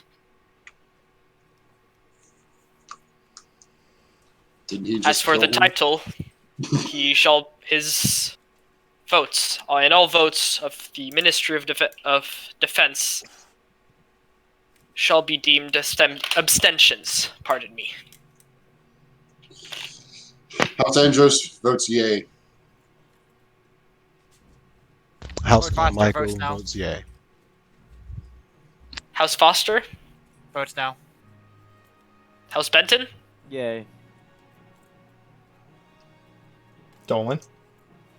House Dolan votes yay. Okay.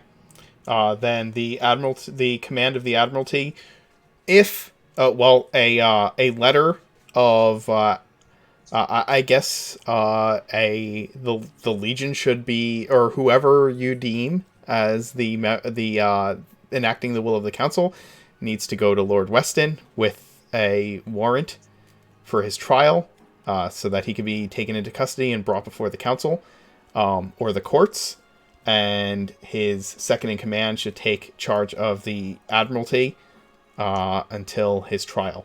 All those who I think that's it, right? I don't think there's any motions beyond that. Or I should say, all those who believe that Lord Weston needs to be brought to trial for his actions, yay or nay? Yay. Yay. Yay. Yay. Okay. Logically, we would have voted on that first. before. Correct. Yeah. Correct. Okay. Yeah. Then So, unanimous agreement on that. understand this.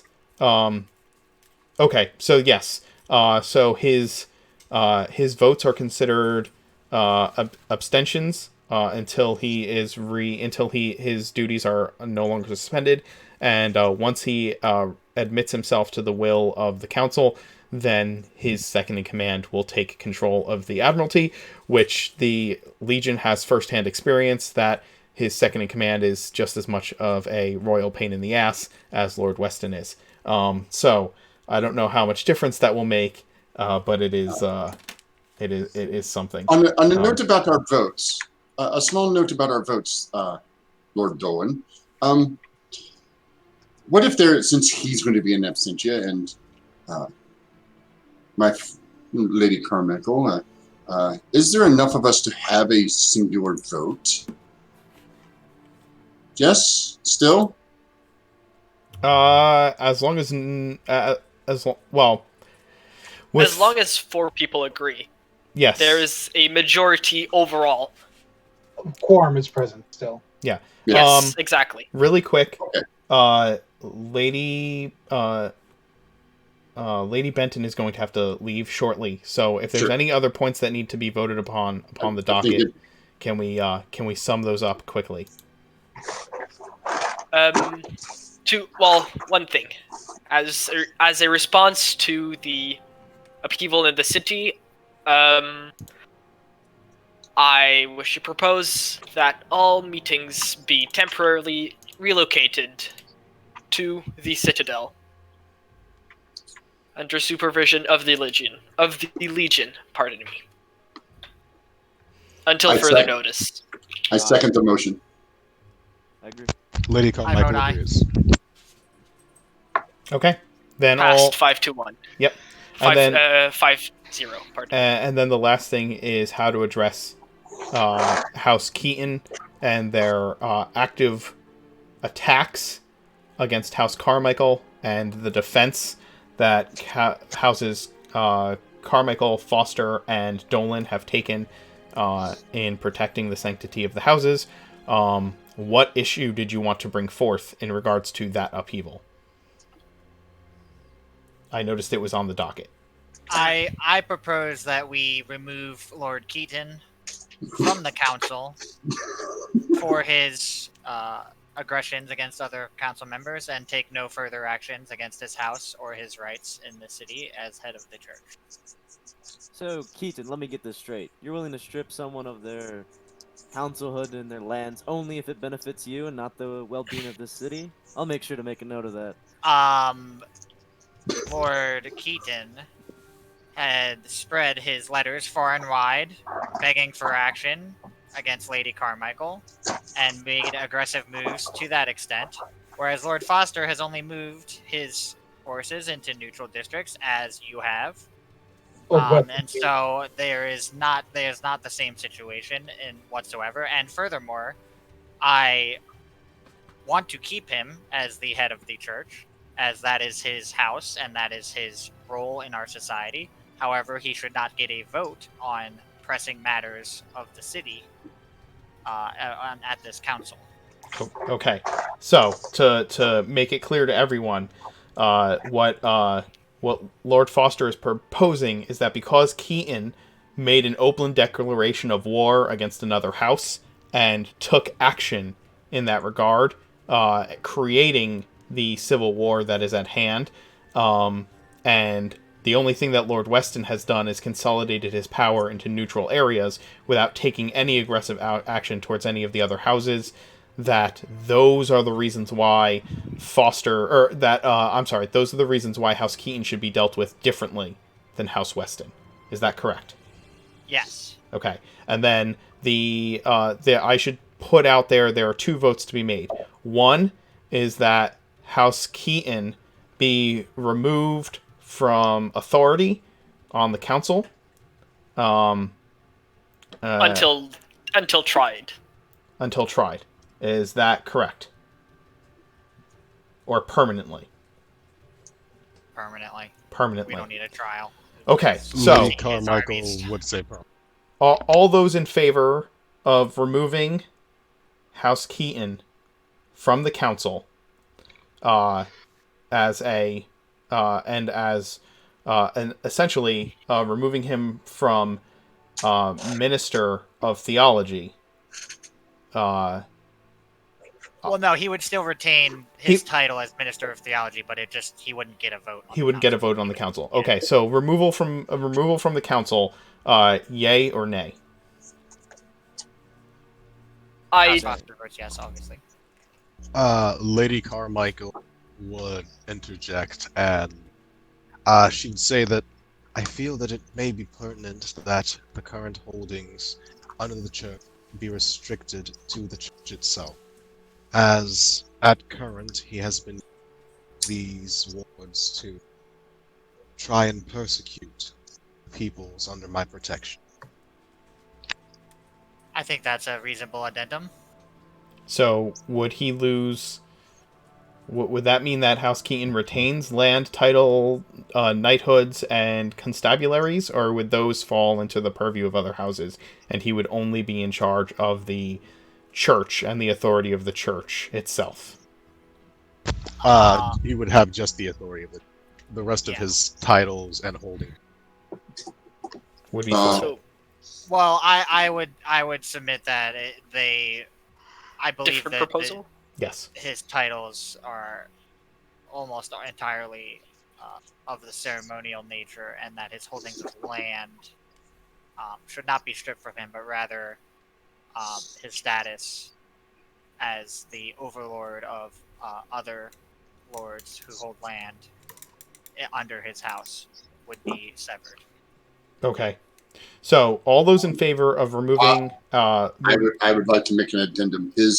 All of his troops should be immediately severed from his command and given to the Legion to bolster our defense. Okay, let me bring each proposal to a vote individually. Yeah, exactly. Okay, the first one is his removal from the council. Yay or nay?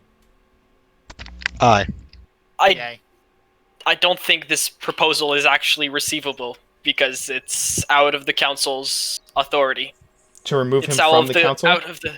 It's not. The council doesn't have the right to permanently remove one of its members, even with a majority vote. That would be. So to suspend his activities upon the council until tried by the court. That would be legal. That would not break precedent. Okay. All those who are yays or nays, put that. What is the vote? Lady Benton votes no on all the following matters, but I must take my leave. And Captain Trix, if you're still wearing those chains, I recommend you break those. He took the lock. And just casually handed him over to Gas. Yeah. Trix, that was in the chat on Foundry. He just kind of picked the lock and handed them to Gaz.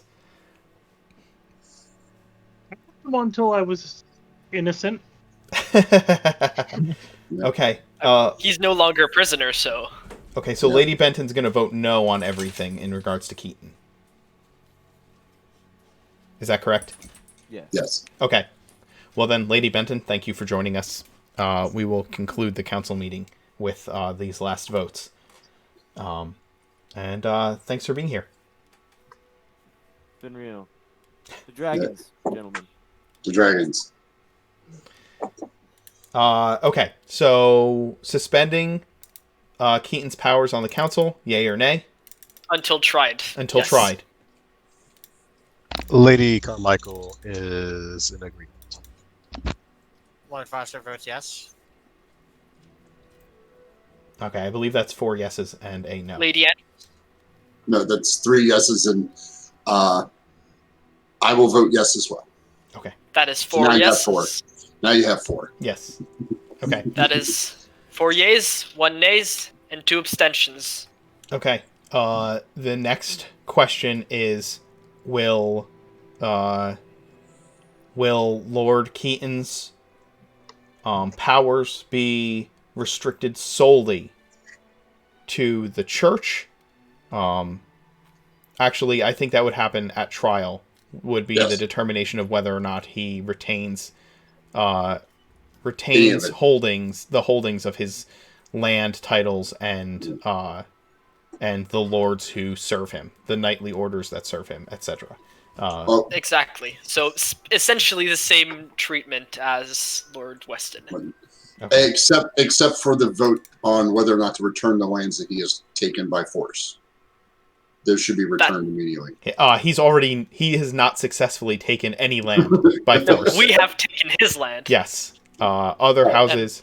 Then I don't have any issues. Then, well, lastly, I think we should vote on the barracks, on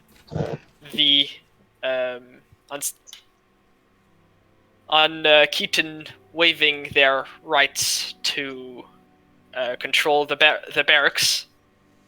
As an official force of the crown has now returned to occupy them. Yes. So somebody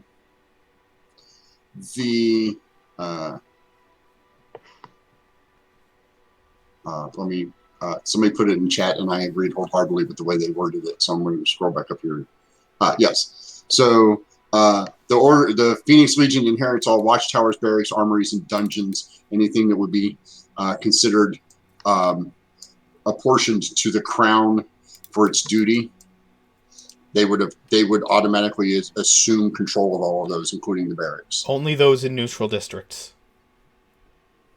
The question here is, should the barracks be turned over to the Legion, meaning that any house's forces be removed from the barracks in order for the Legion to lay claim to their traditional home. All in favor? Aye. Aye. I vote no, as I do not believe the council should be presiding over military matters in this tumultuous time. Lady Benton also votes no. Therefore, Lord It's Dolan. 2 against 2. Yeah. But I must say that given the temporary removal of Lords Weston and Keaton, there are now only 5 council members, and as such, only 3 votes in favor or against are needed to either pass or beat any proposal. Correct. Well, before you vote, Lord Dolan, why don't we hear from our current military advisor, Commander Gaz? What are your thoughts on the barracks?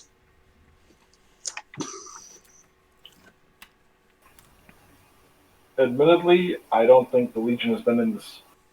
Actually, I'll defer to Captain Preacher on this. He's more familiar with Grover itself than I am. Very well. Captain Preacher? I believe that in order to rightfully take our place that the council has set for us, I do not see us being able to do that without assuming control of the barracks. So I believe, and I look over at Gaz and give him a reassuring nod that this should be the proper course of action laid forth for us. I had hoped for a more peaceful resolution to getting back our home, but if this is the path that we have set for us, this is what this is quite peaceful. We're sitting in a room, we're enjoying fine drinks, fine food. And I believe the question is what comes after. Oh, well, that is... It is all well and good to make plans, but plans rarely survive first contact with an opposing force, as we've learned all too well. The other point that I think that didn't get brought up when it should have because I missed the message, but that I think Commander Gaz or one of the captains present would have brought up is the second in command of the Navy to take charge of the naval forces. Would there be a contingent that they must remove their forces from the council chambers? Well, yes. And cease aggressive action. And, well, that they should resume all duties as is custom, as is norm. So if they retained their fleet at the council chambers, but allowed the council, but no longer took the stance that council meetings should be suspended, then that would be considered a cease of aggressive action? No, their ships need to be in the harbor to defend us. Okay. If they're not in the harbor defending us, then they're not doing their job. Okay. Basically, we're ordering Weston to stand down. Just go back to his post. Or, Okay. well, not Weston, the Navy now. Yeah. No, very explicitly no longer Weston. I understand what you're saying. Okay. Yeah. The Anyway, question then becomes, what occurs if his second in command refuses? well, we can deal with that when that happens. I Then think. we do the same thing we just did until we find some knucklehead that'll do it. You can bring up every Navy possible as a whole. contingency. Yeah. It would take forever. Yeah. The Anyway, Navy as a whole could be tried. Yeah. Or something. in any event, the And Lord Dolan. I would put forward an addendum to this motion that should Lord Keaton refuse to hand over the barracks, then the Legion can request a force from multiple houses present to enforce the issue if need be. Absolutely. Well, let's first start with this, Lord Dolan. Do you feel that it is your vote will decide on whether or not the barracks is returned to the Phoenix Legion as for their retention going forward? Why, of course. Then that is a 3-2 vote. All military forces should be removed from the barracks, and it should be remanded to the Legion. And so the last question is what Captain Preacher brought up. If any house attempts to prevent this from happening, will the Legion and the other houses be within their right to enforce this action? It should be stipulated as if any house attempts to prevent the Legion from taking their rightful place in the barracks, it will be considered an act of treason upon the city of Grovair and the council and monarchy itself. Or monarchy without a monarch. Yes, the monarchy without a monarch. Essentially, will the council enforce? Will the council enforce its own will to make sure that this happens? That's the question at hand. Obviously. Okay. I vote no. I vote yes. Lady Carmichael? Lady Carmichael. Lady Carmichael will vote yes. The council will need to enforce the decrees that are made for the safety of the city. Council and all military forces within the city, of course. Okay. There you have it. That's 3. Anyway, is there anything else on the docket for today? Just miscellaneous things, I believe. Yeah, there's just some miscellaneous. Does anyone want to bring anything else up? Is the gist of it. One quick question from the Legions, and because we now have 2 houses that the leadership of leadership of one house needs to be removed and arrested, and the other one, I believe, is just stripped of his seat on the council. Correct? No, they're both to be arrested and held for trial. Okay, so. And their powers suspended in the meantime. In terms of prioritization, which should the Legion attend to first? Lord Weston. Keaton's power has basically been neutered. He's been neutered for now. Yes. Okay. He's the less pressing of the 2 issues. Yeah. There literally are Dolan troops all around the cathedral. Not in it, but literally in every single intersection of that district. For the diplomacy players, the map that they have in front of them will be changing immediately following this meeting. So all official turn 2 moves will be made solidified. So I do have a minor request, Lady Andros. Sure. We will be sending you a design of a new recruitment poster for the Legion. I would ask that you please help us print it and distribute it. Oh, yes. Just give it to Nestor. It'll be fine. He'll take care of it. Also, one other thing. I would like, very quickly, I would like to propose that the cannons that were on the Citadel be returned to the Citadel in functioning order. Well, they've already been reestablished. It's just that we have no ammunition nor any knowledge of how to operate them. Although I believe House Andros is attending to this. Yes, we will be.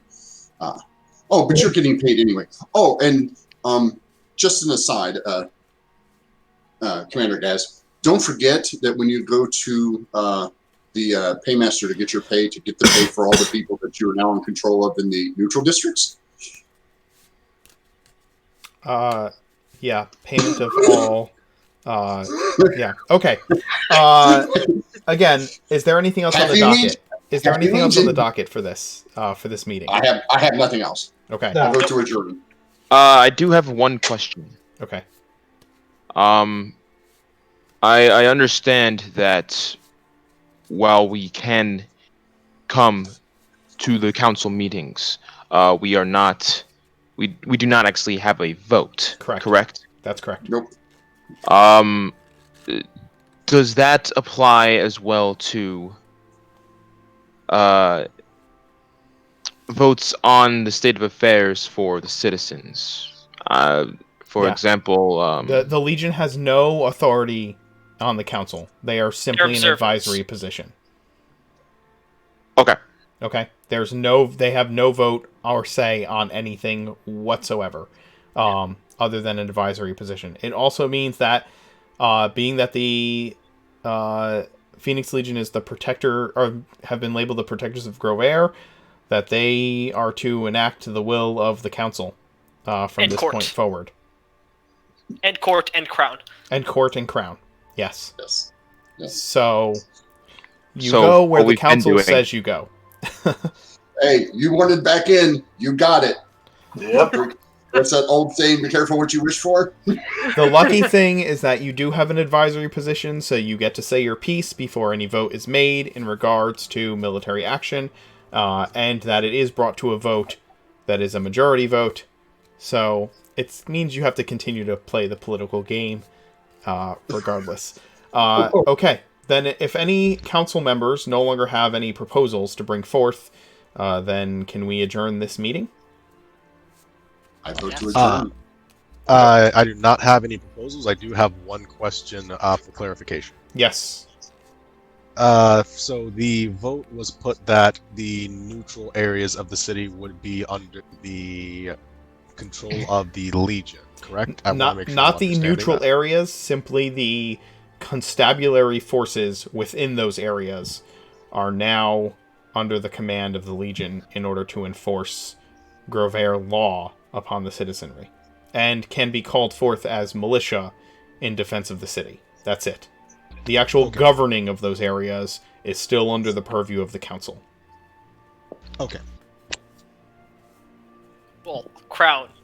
Crown. Technically. Technically the crown. Yes.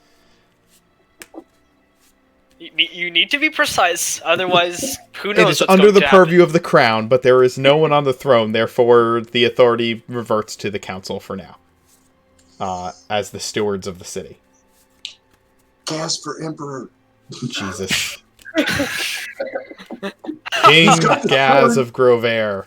Yeah, Oh he's got god. the sword. Okay. Then further council items are miscellany in regards to economics and such things that are Civil not matters. Yeah, civil matters. Where do we put the new commodes throughout the Yeah. city, etc., etc. Oh, yeah. Those are on regular meetings. This Yeah. is an emergency. We don't Yeah. have time for that. Yes. Yeah, yes. So in that it is- case, just to be They're clear, called that Weston, Westons. yes, yeah. they're called Westons. yes, Weston and Keaton are to be held here at the Citadel until we have, because they're not normal prisoners. They'll They're be treated. political prisoners. Okay. Anything else? Nope, I'm good. Thanks, guys. I love you In all. that case, I declare this meeting adjourned. I second. And how quickly does Lord Dolan teleport out? He does not. Or does Surprising. he hold off until everyone's adjourned? Well, the meeting was adjourned. It was seconded. So, those of you who are members of the council, I appreciate you joining us. Lord Foster, welcome to your first actual stream. Thanks for joining us. Thank you. And I just turned to Commander Gaz and I shake his hand and said, "It was a pleasure meeting you, Commander. I look forward to your visit." And then I bid farewell to the other lords and walk. The visit may be a little delayed given the pressing nature of House Weston, unfortunately. Lady Andros bids you farewell. She comes over to Captain Sparks. He goes, "Come by my shop."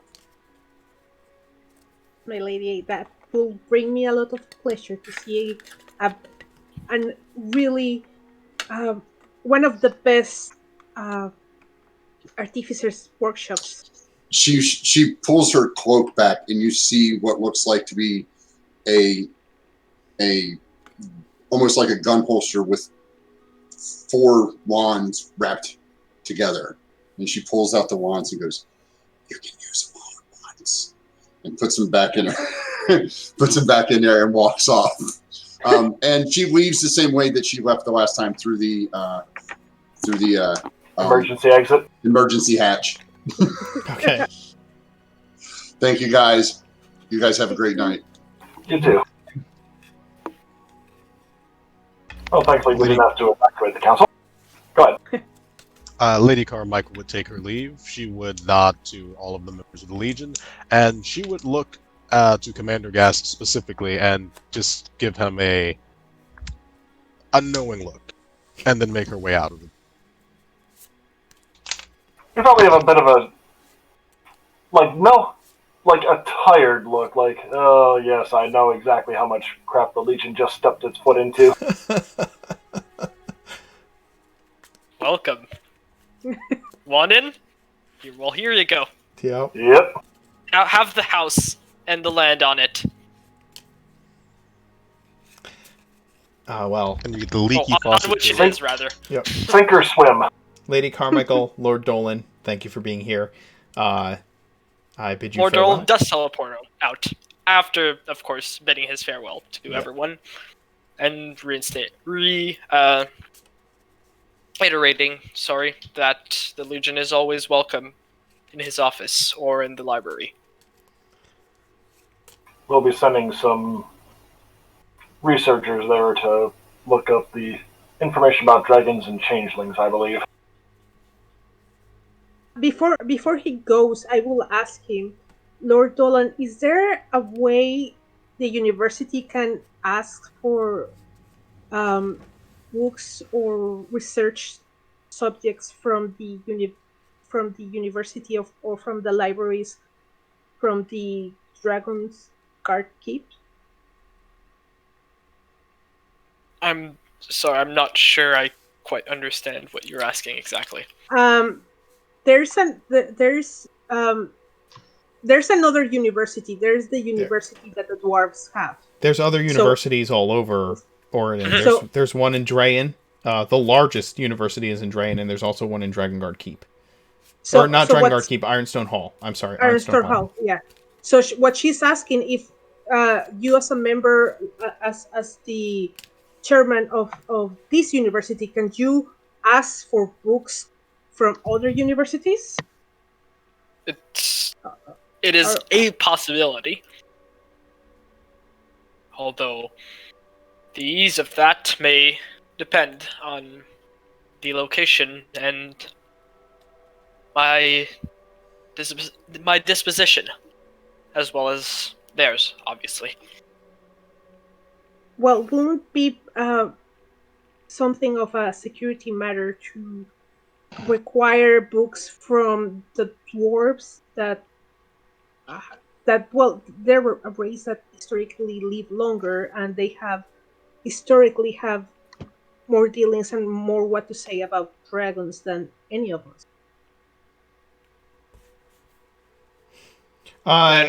Lord Dolan, so essentially you're asking him if he can have correspondence with the other universities throughout Oregon and get more information on the dragons from those universities. I'll have a... I think there would be... I think in this day and age, it's not like a sharing of information. Like, you can, get books from other libraries that are within the same county right now, but, my question is this: if there's magic and you can teleport, why can you just teleport books? Well, it's mainly a matter of the printing press not being widespread, right, and people not being willing to share what they have. The question is, would one university these are opposing kingdoms, so it'd be like America asking for texts from Iran, for example. Not even necessarily opposing kingdoms, but still, at a time where there could be a single copy of a book in the entire world, one university saying, can we have your only historical copy of this book that is in existence? Can you send that over so we could borrow it for a little while? That may be something that universities might, no, people come to our university because we have these particular works, and that's why they come here. So it might be more like, can we send a scribe to transcribe some of the information from this text? So the Legion the better question would be, would Lord Dolan be willing to help teleport a scribe from the Legion to Ironstone Hall and back in order to gather information on the dragon? That would be a better question. Okay. Likely more a scribe from the university, because it would be better received. But Right. yes, Lord Dolan would be willing to assist with research.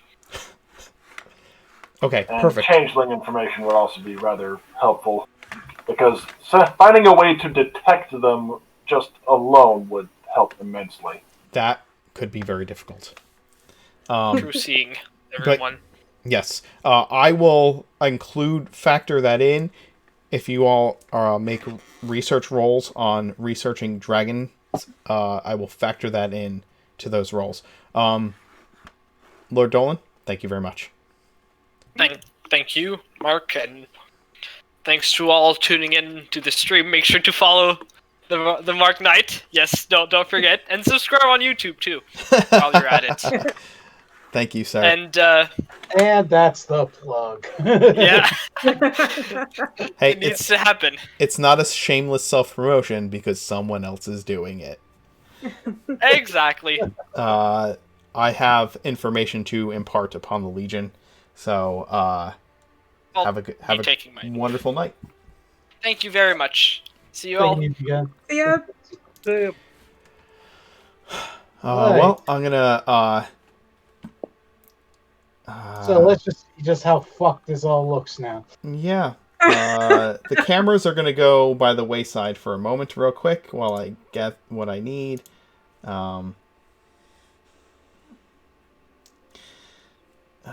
Now, quick question, because we basically time jump. Does that mean that I can do another roll to see if I finally managed to do the sending stone or not yet? Yes.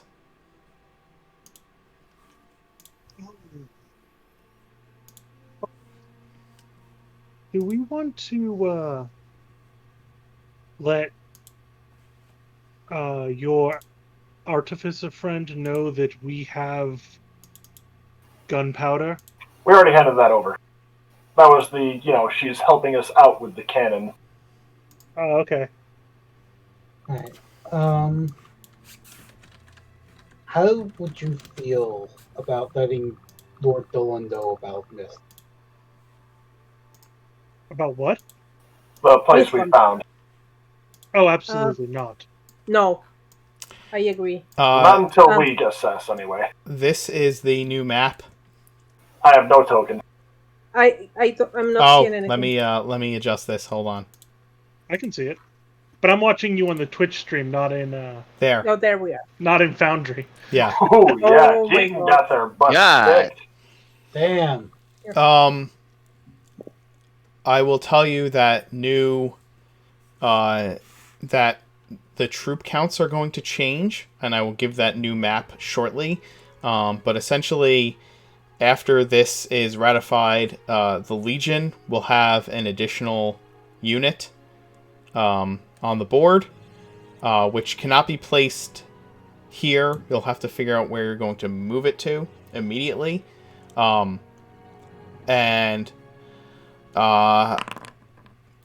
going around the circle, House Carmichael will gain 2 additional troop units. Looks like they gained 14, and where else? 13 or 9? Well, they have to put it in one of the locations with either a red number or a icon. So they gained 14 and 19. Those are their new locations. Okay. So they gained 2 new troops. Lord Foster also gains 2 new troops. Actually, Lord Foster will gain 1 new troop. Hold on. Let me look at it. I have the list.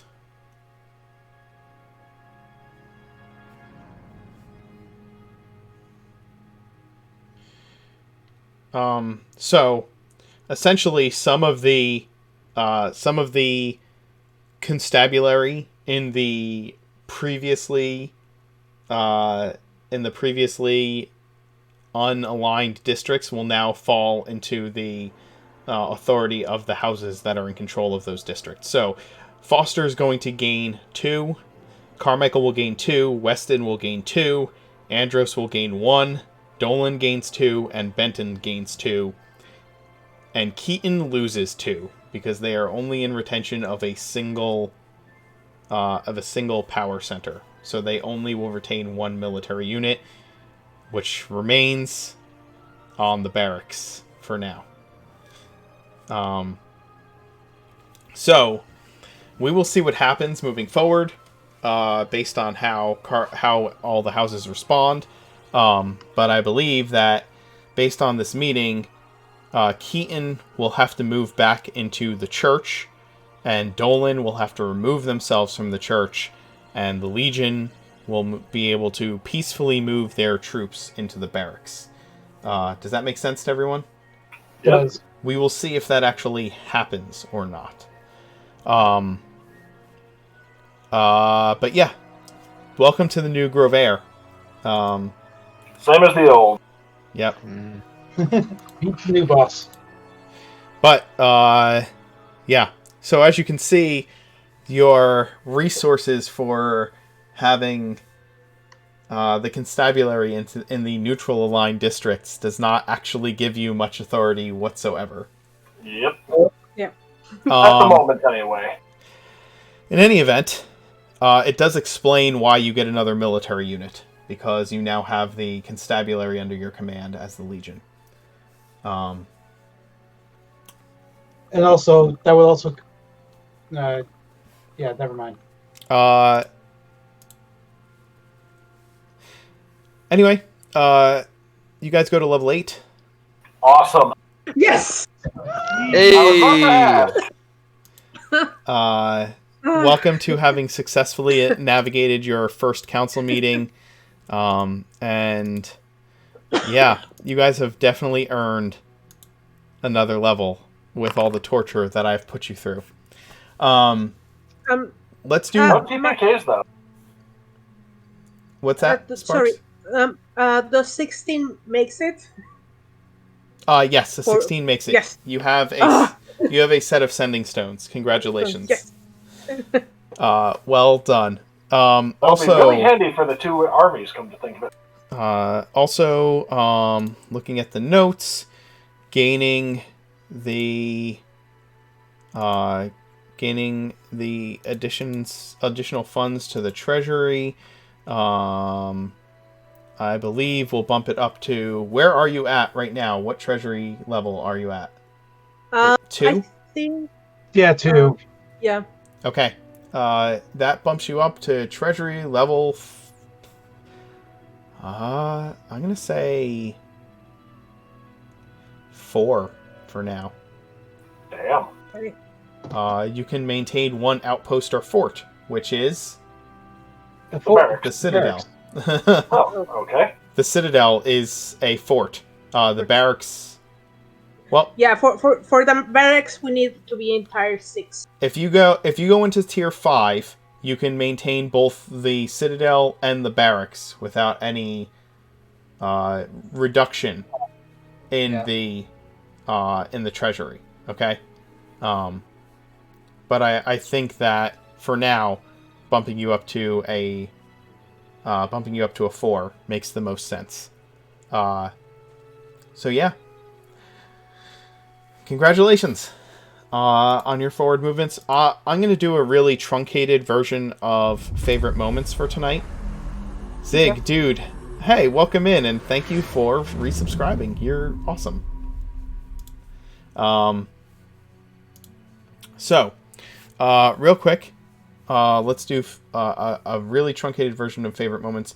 I'm going to call upon each one of you, and if you'll give me your favorite moment for your character, and then maybe a favorite moment for one other character. Actually, just give me a favorite moment for your character, and we'll open it up to see if everyone agrees, or if they have a separate favorite moment. But Gaz, or Stu, favorite Gaz moment? Probably deferring to Preacher's expertise in regards to the barracks situation. Because Gaz probably would have done the, magnanimous, it's not necessary, etc. But you then recognized, oh, wait, yeah, actually I'm kind of not familiar with Grovair and how it works, so I'll defer to the one with experience.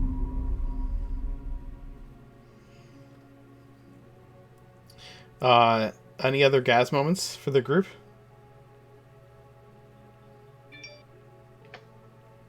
like how you basically managed the entire conversation, and also it was a very gas moment to say no to Lady Andrew's idea of basically completely destroying House Weston. So it was like, yeah, Gas is not going to go through that, and yeah, you say like, no, we're not doing it, and like, yep. Out of character, is Loophole King and Steven in the same group together? Play groups? No, no, they're not. No, they've been, however, they were in a crossover, and he was one of the ones of the people that wanted to kill his character. So he knows Steven. Okay. I figured as much. I got that much. If you're active in any of the chats on the Discord server, you know Steven. Yes. John, favorite broker moment? You didn't have a lot tonight, I know. Yeah, no, I think more in these moments he's kind of more of a listener. But really speaking out about the assassin was probably one of the greater moments of the day. Yes. Agreed. Dio, favorite Sparks moment? The fact that I found it really curious that Gas put me in front of talking to people about what happened the last 10 years, and when it was something about basically administrative work, because if you have asked Sparks, hey, should we take the barracks, Sparks will have told you no. Right away, because she knows that we don't have the funds, and even if they give us the money, we don't have neither the manpower nor the funds to do so. But you put her in the position of, come and speak to these people, you who have social anxiety. Yes. Yep. And that's why I kind of hijacked it back after realizing, oh yeah, I probably miscalculated there, because you do, like, he knows Sparks takes the most meticulous notes and has the best memory of the past 10 years, but he didn't factor in the anxiety part, and it's like, oh, I just made an error. Yep. Here's the issue. If she can take control of the conversation if she deems it important enough and for the survival of the group, and she will step in. But out of the blue, putting her out there, she's like, see them naked. See them naked.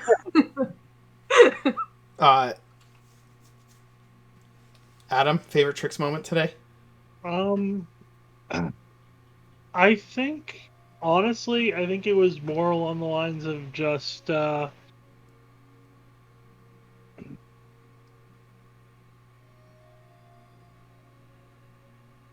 I think it's just the being indignant about even being accused of a crime. Yeah. That he was like, oh, he committed the spell of spellcasting. First of all, he never actually saw it, and two, it was just silent image. Yes. And they're like, it doesn't matter. I'm like, it does matter, because it was just silent image. Emmy in chat said it's always a fun one when you just let yourself out of handcuffs. John, favorite Preacher moment tonight? Preacher being in awe at actually seeing the council members taking decisive action. Yeah. Especially such extreme action, yeah. Yep. Of course, then we saw the trick there with, oh yeah, and by the way, the Legion's going to be the one to enforce all this. It's like, okay, that's how they're leaving us holding the bag. Yep, exactly. I have to say that for me, my favorite DM moment today was just trying to just the fact that this worked out successfully. It didn't feel like a huge mess. I think that was that's really the only thing I did tonight. Well, I did put the comments, I think, in the RP that after you have to run the crossover of the Tuesday and Saturday group together, ours was going to be a breeze, and kind of was. Yeah. Honestly, you being able to condense all the various goings on at the meeting into, okay, here's the bullet point that you guys are voting on. Yeah. I felt that was very necessary to keep things on Yes, track. it absolutely was, and you did a good job of it. Thanks. Yes.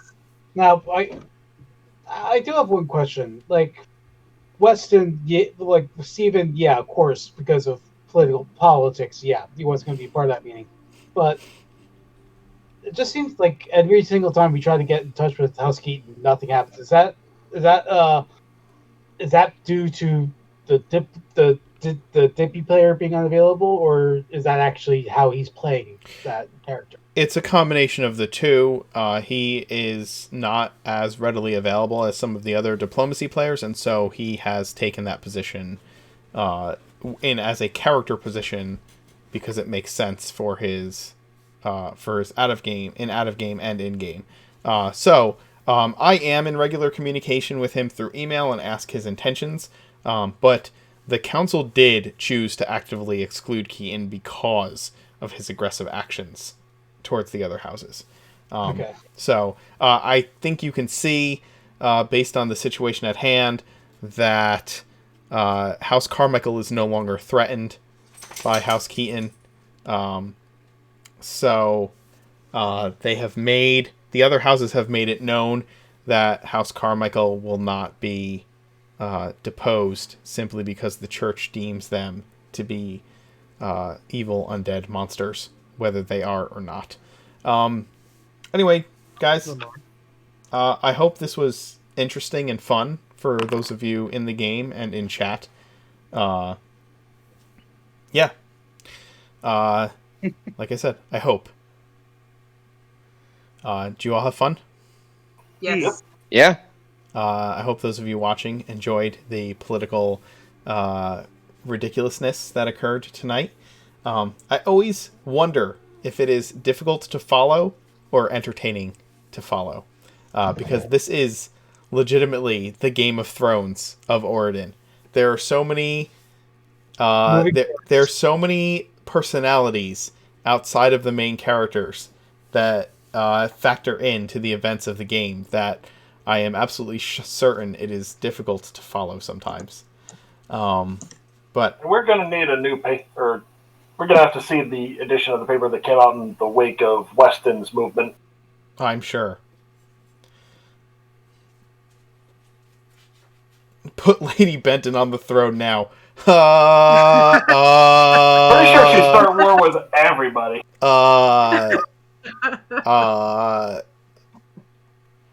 Hashtag Be careful undead what for you wish president. for. Hashtag undead for president. I ain't mad at it. It's impossible to follow, but keeping it episodic and focusing on the available relationships works out well for a Talking Heads debate episode. Sweet. Thank you. Alright, guys. Have a good night. I will find us a raid, but we're going to get out of here. Have a good night, everybody.